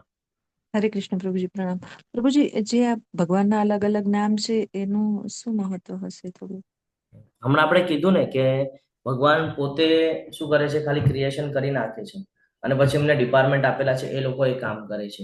તો અત્યારે આપણે પ્રધાનમંત્રીનું ઉદાહરણ લીધું, તો અલગ અલગ સ્ટેટના જે મુખ્યમંત્રી છે, એવી રીતે આ લોકોને પણ આ ઓફિસ છે ભગવાનની. અને અહીંયા બધા બેસીને શું કરે છે કે ભાઈ મારા સૃષ્ટિમાં શું ચાલી રહ્યું છે એ હું રિપોર્ટિંગ કરું છું, તમારા સૃષ્ટિમાં તમે શું કરી રહ્યા છો એનું રિપોર્ટિંગ કરીએ છીએ. તો બધા અહીંયા રિપોર્ટિંગ કરી રહ્યા છે. તો આ જે છે ને આ વૈકુંઠ ધામ છે. અહીંયા શું છે તો કે શાંતિ અને વૈભવ જ છે ખાલી. આ જે ધામ છે વૈકુંઠ ધામ, વૈકુંઠ અને ગોલોક એની અંદર તફાવત છે. ઘણા બધા ગોલોકને જ વૈકુંઠ સમજતા હોય છે. તો વૈકુંઠ અલગ છે. વૈકુંઠ એટલે ભગવાનની ઓફિસ છે અને ગોલોક એટલે ભગવાનનું જે પરમધામ જ્યાં આપણે જવાનું છે એ છે. તમે ઓફિસમાં જશો તો ઓફિસમાં જઈને આપણું ખાલી કામકાજ પૂર્ણ થાય. કોઈ બી ઓફિસમાં આપણે છે તો નથી શું થાય? આપણું કામકાજ પૂર્ણ થાય, પણ આપણને જે કહીએ ને કે શાંતિની પ્રાપ્તિ અથવા તો આનંદની પ્રાપ્તિ એ તો ગોલોક વૃંદાવનમાં જ થવાની છે. તો આ જે વૈકુંઠ છે, આ વૈકુંઠની અંદર શાંતિ પ્લસ વૈભવ છે. બરાબર. અને ભક્તો જે છે અહીંયા ભય વિના ભગવાનની જે સેવા છે, આ જે ઐશ્વર્ય છે, આ ઐશ્વર્ય ભાવની સેવા કરતા હોય છે. જ્યારે કે વૈકુંઠની અંદર માયાનું કોઈ અસ્તિત્વ નથી. અહીંયા માયાદેવી કોઈ પ્રભાવ નાખી શકતી નથી. કારણ કે આપણે ભૌતિક જગતમાં આવીએ છીએ તો માયાદેવીનો પ્રભાવ છે. અહીંયા આપણા ઉપર કોઈ પ્રભાવ નાખતું નથી. આપણે ભગવાનના ઓફિસમાં પહોંચીએ તો આપણે પોતાને સેફ કહીએ છીએ. આ જો જય વિજય છે, જ્યારે આપણો મૃત્યુનો સમય આવે અને પછી જ્યારે આપણે અહીંયા એન્ટ્રી કરવાની હોય ને, અહીંયાથી અંદર એન્ટ્રી કરવાની હોય, 4 રસ્તા છે અલગ અલગ છે ને. એન્ટ્રી કરવાની હોય તો આપણને પહેલા ક્વેશ્ચન કરવામાં આવે કે ભાઈ તમારી પાસે ભક્તિની ટિકિટ છે? તમે ભક્તિ કરેલી છે? જો કરેલી હશે તો અહીંયાથી એન્ટ્રી મળશે ઓફિસમાં, નહીં તો એન્ટ્રી મળવાની નથી. તો અલગ અલગ ભગવાનના ચતુર્ભુજ સ્વરૂપોની જ્યારે આપણે વાત કરીએ છીએ તો એ અહીંયા આપણને જોવા મળે છે. એનાથી પછી આપણે આગળ આવીએ તો આ જો આ બ્રહ્મ જ્યોતિર છે, જે ભગવાન આપણે બીજા અધ્યાયની અંદર જે શીખી ગયા ને, બ્રહ્મ, પરમાત્મા અને ભગવાન. તો આ બ્રહ્મ જ્યોતિ છે, આ ભગવાનનું તેજ. અહીંયા સૂર્ય ચંદ્રની જરૂર નથી, વીજળીની જરૂર નથી કે પ્રકાશની કોઈ જરૂર નથી. આ સ્વયં પ્રકાશિત છે. હા, સ્વયં પ્રકાશિત છે. જો અહીંયા લખેલું છે સદાશિવ, આ સ્વયં પ્રકાશિત છે. આ બ્રહ્મ જ્યોતિર છે. ઘણા બધા લોકો જે બ્રહ્મની ઉપાસના કરે છે એ લોકો અહીંયા સુધી જ પહોંચે છે, આનાથી આગળ પાર થતા નથી. પણ જે વિષ્ણુની, કૃષ્ણની ઉપાસના કરે છે સીધા વૈકુંઠ અથવા તો ગોલોક વૃંદાવન સુધી પહોંચી શકે છે. તો આ સમજજો, જે બ્રહ્મની ઉપાસના કરે છે એ લોકો અહીંયા સુધી જ પહોંચે છે. એટલે ભગવાનના ઓફિસમાં બી એન્ટ્રી નથી એ લોકોને. તો ભગવાનના ધામમાં તો બહુ દૂરની વાત છે ને. તો ભગવદ્ ગીતાના 14મા અધ્યાયના 27મા શ્લોકમાં કીધું છે ને, બ્રહ્મણો હિ પ્રતિષ્ઠાહમ, એવી રીતે કરીને કહેવામાં આવેલું છે. તો એનો અર્થ એ જ છે કે બ્રહ્મ જ્યોતિ પણ ભગવાન કૃષ્ણ પર આધાર રાખે છે. તો અહીંયા આપણે જોઈ શકીએ કે જે બ્રહ્મની ઉપાસના કરે છે એ લોકો અહીંયા સુધી જ પહોંચે છે. હવે આનાથી આગળ જે આપણે શીખવાના છે એ આપણું ભૌતિક પ્રકૃતિ સમજીએ, કેવી રીતે એનું નિર્માણ થાય છે. તો આને મહાકાલ ધામ પણ કહેવાય છે. એટલા માટે કહેવાય છે કારણ કે કાળ એટલે સમયનો, અહીંયા સમયનું ચક્ર અહીંયા ચાલુ થઈ જાય છે ને. સમય જે એક તબક્કાથી બીજી તબક્કા સુધી લઈ જવાનું જે કાર્ય છે એને સમય કાળ કહેવામાં આવે છે. તો એટલે અહીંયા મહાકાળ ધામ. અને આપણે જોઈએ તો પ્રથમ પુરુષ અવતાર, હું તમને શોર્ટકટમાં સમજાવવાનો પ્રયત્ન કરું છું, બાકી આને તો 1-2 કલાક લાગી જશે આપણે ડીપમાં લેશું તો પ્રથમ પુરુષ અવતાર અહીંયા જોઈએ છે આપણે મહાવિષ્ણુ, જેને કે આપણે કર્ણોદક્ષા વિષ્ણુ તરીકે કહીએ છીએ. કર્ણોદક્ષા મહાસાગર છે, જો અહીંયા દેખાય છે કર્ણો ઓશિયન, તો કર્ણોદક્ષા જે વિષ્ણુ છે એ શું કરે છે, જ્યારે શ્વાસ લે છે અને શ્વાસ છોડે છે ત્યારે એક એક બ્રહ્માંડનું નિર્માણ થાય છે. કેવી રીતે થાય છે એ પણ સમજીએ આપણે. તો શ્વાસ જ્યારે બહારે છોડે છે તો એમના રૂપકૂપોમાંથી, એટલે જે હાથના જે રૂવાડા હોય છે ને, એવી રીતે રૂપકૂપોમાંથી એક એક આવા પરપોટા નીકળે છે, અને આવા અસંખ્ય એવા પરપોટા નીકળે છે જ્યારે ભગવાનના શ્વાસ છોડે છે. અને જ્યારે શ્વાસ અંદર રહેશે ત્યારે આ બધું ભગવાનમાં સમાઈ જશે. હવે આપણે સમજીએ કે આ પરપોટું એટલે શું છે. તો કે આ પરપોટું એટલે એક બ્રહ્માંડ છે. એક બ્રહ્માંડ છે. અત્યારે આપણે એક જ બ્રહ્માંડની વાત કરી રહ્યા છે, બાકી આવા અસંખ્ય બ્રહ્માંડ છે. અહીંયા રાઈટ સાઈડમાં તમને દેખાતું હશે અલગ અલગ રાઉન્ડ રાઉન્ડ દેખાય છે ને, આ બધા બ્રહ્માંડ છે. જેટલા પણ મોતી દેખાય છે ને, આ બધા અલગ અલગ બ્રહ્માંડ છે. અહીંયા આપણે એક જ બ્રહ્માંડની અત્યારે વાત કરીએ છીએ. આ બ્રહ્માંડની અંદર આપણે જોઈએ તો આ બ્રહ્માંડની અંદર આપણે જોઈએ તો એક કર્ણોદક્ષા વિષ્ણુ છે, ગર્ભોદક્ષા વિષ્ણુ છે.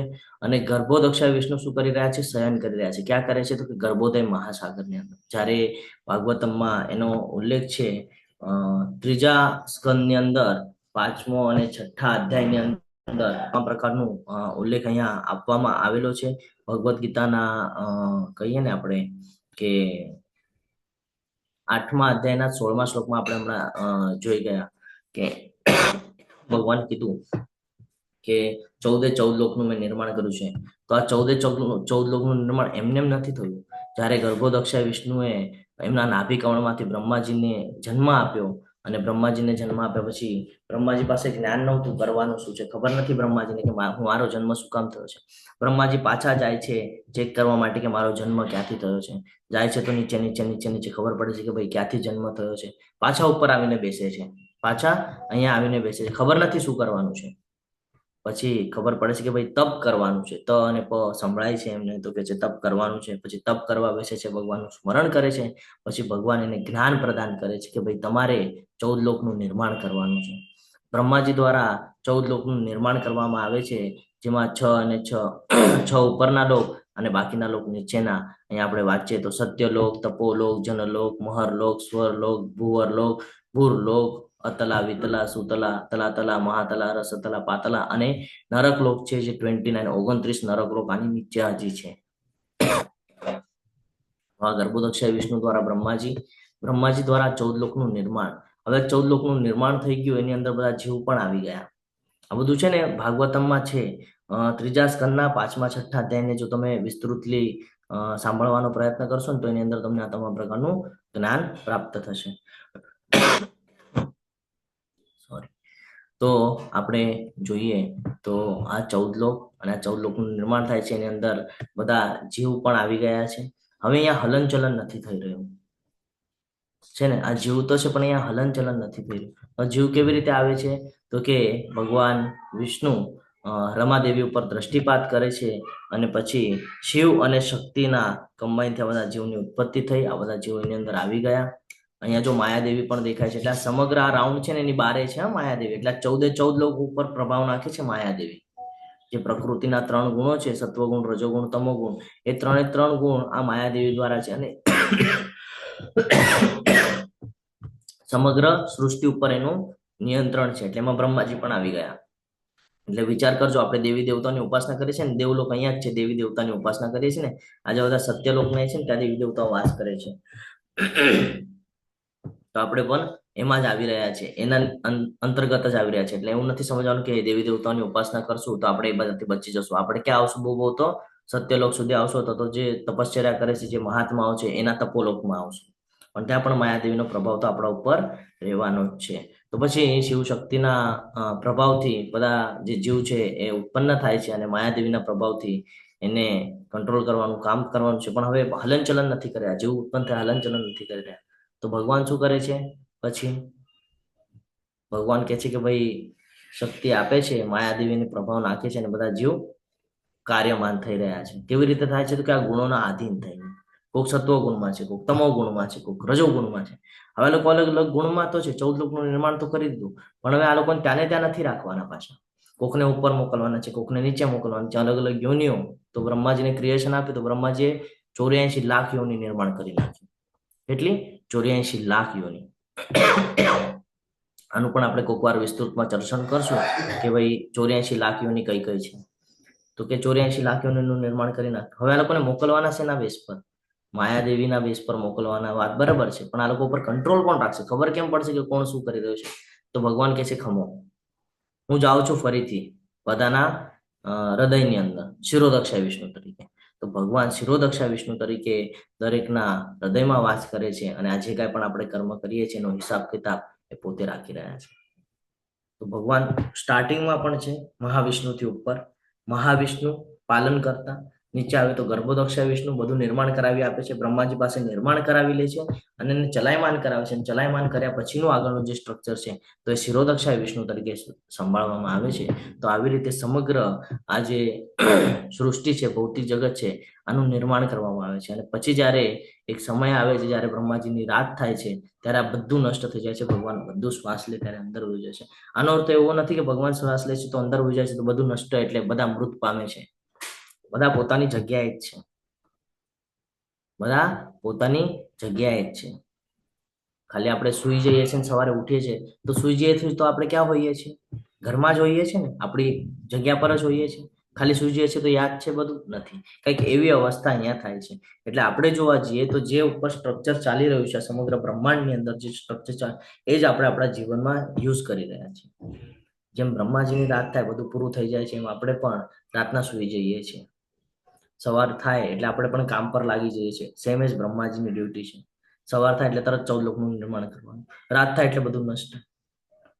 અને આવી રીતે ભગવાને બધું આ સ્ટ્રક્ચર આપણને બનાવીને આપેલું છે. તો આવી રીતે આ ગોલોક ચાર્ટમાં આપણે સંક્ષિપ્તમાં ચર્ચા કરેલી છે. ડિટેલ્સમાં ચર્ચા કરવી હોય તો આપણે કોઈક વાર ભક્તિ વૃક્ષના ક્લાસમાં મળીશું, કારણ આની ચર્ચા આપણે જેટલી કરીએ એટલી ઓછી છે. બહુ ડીપમાં સમજવા જેવું છે. અહીંયા જો હજી ઘણી બધું ડિટેલ્સ છે. તમને આ ગોલોક ચાર્ટ જોઈતો હોય તો તમને ચેટ બોક્સમાં મુકાવી દઈશું વોટ્સઅપમાં. અને કોઈને પરચેસ કરવો હોય તો પરચેસ પણ કરી શકે છે. અહીંયા ઘણા બધા શ્લોક દ્વારા એનું ઉલ્લેખ પણ કરવામાં આવેલું છે કે કયા કયા વેદોની અંદર ક્યાં ક્યાં એનો ઉલ્લેખ છે. અહીંયા સુમેરુ પર્વત આપવામાં આવેલો છે. તમને સુમેરુ પર્વત પણ શોર્ટકટમાં સમજાવવાનો પ્રયત્ન કરું છું. આપણે જે સમુદ્ર મંથનની વાત થઈ રહી હતી જ્યાં આનો ઉલ્લેખ કરવામાં આવે છે તો એ પણ આપણે અહીંયા જોઈ લઈએ. તો આ જો સુમેરુ પર્વત છે પણ એમાં જે લખેલું છે એટલું બધું વંચાતું નથી, તો પણ હું પ્રયત્ન કરું છું કે તમે વાંચી શકો. જુઓ, આ સુમેરુ પર્વત છે આપણો, બરાબર. એમાં જંબુ દ્વીપ છે. આપણે જ્યારે ઘરે કોઈ પૂજા ને બધી બાબતો કરે ને તો એમાં ઉલ્લેખ થાય છે કે જંબુ દ્વીપે દંડકારણ્ય દેશે ગોદાવરી ઉત્પત્તિ સ્થાને, પછી જે સ્થાન હોય એનું નામ લેવામાં આવે, બરાબર ને. તો જંબુ દ્વીપ, અહીંયા આપણે જંબુ દ્વીપની અંદર આ એક સ્થાન છે ત્યાં આપણે રહીએ છીએ. તો આ જે સ્ટ્રક્ચર છે આ સ્ટ્રક્ચરની અંદર પાછું આવું એક સ્ટ્રક્ચર છે અને સ્ટ્રક્ચરની અંદર આપણે રહીએ છીએ. અલગ અલગ બધા અહીંયા સાગરો છે, પાણીનો સાગર છે, જ્યુસનો, સુગર કેન એટલે કે શેરડીના રસનો સાગર છે. અહીંયા જો બધું દેખાય છે આપણને, છે ને, ઘીનો સાગર છે, દૂધનો સાગર છે, દૂધ સાગર તરીકે. તો અહીંયા અલગ અલગ સાગરો છે. આ બધા જે આપણે 7 સમુદ્રની વાત કરીએ છીએ તો આ એ 7 સમુદ્ર છે. તો આવી રીતનું આ આખું ભગવાને બનાવેલું સ્ટ્રક્ચર છે. અને આ સ્ટ્રક્ચરના અંદર આપણે ક્યાં વાસ કરી રહ્યા છીએ તો કે અહીંયા એકદમ નાનું એક આપણને દેખાય છે જે આપણું લોક છે, જેને આપણે પૃથ્વી તળ કહીએ છીએ. તો એ ભૂરલોક ઉપર આપણે વાસ કરી રહ્યા છીએ. અને આપણે જીવન ક્યાં વ્યતીત કરીએ છીએ તો કે કલયુગ ચાલી રહ્યું છે અને કલયુગની અંદર આપણે અહીંયા વાસ કરી રહ્યા છીએ. કલયુગનો યુગ ધર્મ છે શું છે? ભગવાનના પવિત્ર નામનો જપ કરવો. જો આપણે ભગવાનનું સ્મરણ કરશું, અત્યારે પણ ભગવાન એ જ કહે છે કે જો તું મારું સ્મરણ કરીશ તો સીધો મારા ધામમાં આવીશ. હવે આપણે જ્યારે આને સમજીએ તો આપણને ખબર પડે કે ભગવાનનું ધામ તો કેટલું દૂર છે. ભગવાનની ઓફિસ પાર કરવાની છે અને પછી ભગવાનનું ધામ મળવાનું છે. તો શું લાગે છે આપણને? આપણે જો અત્યારે આપણું જે જીવન છે એ કેટલું સીમિત છે, અત્યારે આપણે ભગવાનની ભક્તિ કરીએ તો શું લાગે છે તમને? શું થશે? જો આપણે ડેલી અત્યારે થોડી થોડી ભક્તિ કરશું તો શું થશે? બહુ બહુ તો ભુવરલોક મળશે, સ્વરલોક મળશે, મહરલોક મળશે, એનાથી ઉપર નથી જવાના. પછી ત્યાં પાછું પ્રેક્ટિસ કરશું તો મહરલોક મળશે, જનલોક મળશે.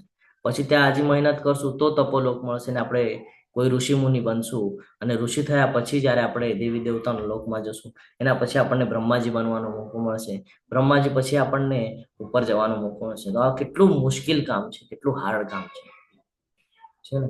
બહુ હાર્ડ કામ છે. પોસિબલ છે કે નથી? પણ ભગવાને આપણને કલયુગમાં જીવન વ્યતીત કરીએ છીએ એટલે એક શોર્ટકટ કી આપેલી છે કે ભગવાનના પવિત્ર નામનો જપ કરો, સતત ભગવાનનું ચિંતન કરવું, સતત ભગવાનનું સ્મરણ કરવું. એ કરવાથી પણ આપણે ભગવત પ્રાપ્તિ કરી શકીએ છીએ. તમે જો ત્યાં રાઈટ સાઈડમાં જુઓ તો તમને દેખાશે કે ત્યાંથી એક લાઈન જઈ રહી છે. એ લાઈન સીધી ક્યાં જાય છે? જો એ લાઈન ક્યાં જાય છે સીધી? હા, હું તમને લાઈન બતાડું છું ક્યાં જાય છે. આ જો એ લાઈન જો અહીંયા દેખાય છે, આ જો જઈ રહી છે. આ જો એ લાઈન ક્યાં જાય છે? સીધી ભગવાનના ધામમાં લઈ આવે છે. અને કઈ લાઈન છે? શું વંચાય છે એમાં આપણને? શેની લાઈન છે? હરે કૃષ્ણ. હરે કૃષ્ણ હરે કૃષ્ણ કૃષ્ણ કૃષ્ણ હરે હરે, હરે રામ રામ રામ હરે હરે. તો આ પવિત્ર નામનો જપ જ્યારે આપણે કરીએ છીએ તો આપણે કેપેબલ થઈએ છીએ કે આપણે આટલા નીચેથી આ બધું પાર કરી બ્રહ્મજ્યોતિ એટલે કે આ જે નિર્વિશેષ બ્રહ્મની ઉપાસના કરે છે એને પાર કરી ભગવાનના ઓફિસમાં એટલે કે વૈકુંઠ ધામ, અને વૈકુંઠ ધામને પાર કરીને આપણે સીધા ભગવાનનું જે શાશ્વત ધામ છે, જે કોઈ વાર નષ્ટ નથી થવાનું, એવા ધામ એટલે આ ગોલોક વૃંદાવનમાં જઈએ છીએ. ભગવાને કીધું ને કે હું સુલભ છું તમારી માટે.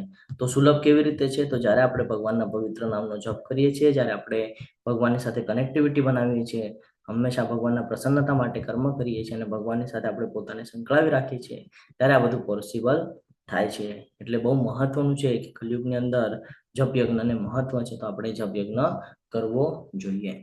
હું આશા રાખું છું કે અહીંયા સુધી તમને બધું સમજાણું હશે. તમે ખૂબ શાંતિપૂર્વક મને સાંભળ્યું એટલે તમારા બધાનો ખૂબ ખૂબ આભાર વ્યક્ત કરું છું. ગોલોક ચાર્ટ આપણો હજી પૂરેપૂરો પૂર્ણ થયો નથી. આપણે પ્રયત્ન કરશું કે ગોલોક ચાર્ટનું અધ્યયન આપણે ફરી એકવાર કરીએ, ડીપ નોલેજ લઈએ, તો આપણને આ ગોલોક ચાર્ટ સમજાશે તો આપણે ભક્તિમાં વધારે દ્રઢ થઈ શકીશું. તમે બધાએ મને ખૂબ શાંતિપૂર્વક સાંભળ્યું એટલે તમારા બધાનો ખૂબ ખૂબ આભાર વ્યક્ત કરું છું. આ સાથે આપણો આજનો તો અહીંયા પૂર્ણ થાય છે. વાંછા કલ્પતરુભ્યશ્ચ કૃપા સિંધુભ્ય એવ ચ પતિતાનામ પાવનેભ્યો વૈષ્ણવેભ્યો નમો નમઃ. અનંત કોટી વૈષ્ણવ વૃંદ કી જય, ભગવદ ગીતા કી જય, શ્રીલ પ્રભુપાદ કી જય, સદગુરુદેવ કી જય. હરે કૃષ્ણ કૃષ્ણ કૃષ્ણ હરે હરે, હરે હરે હરે રામ હરે રામ હરે રામ રામ રામ હરે હરે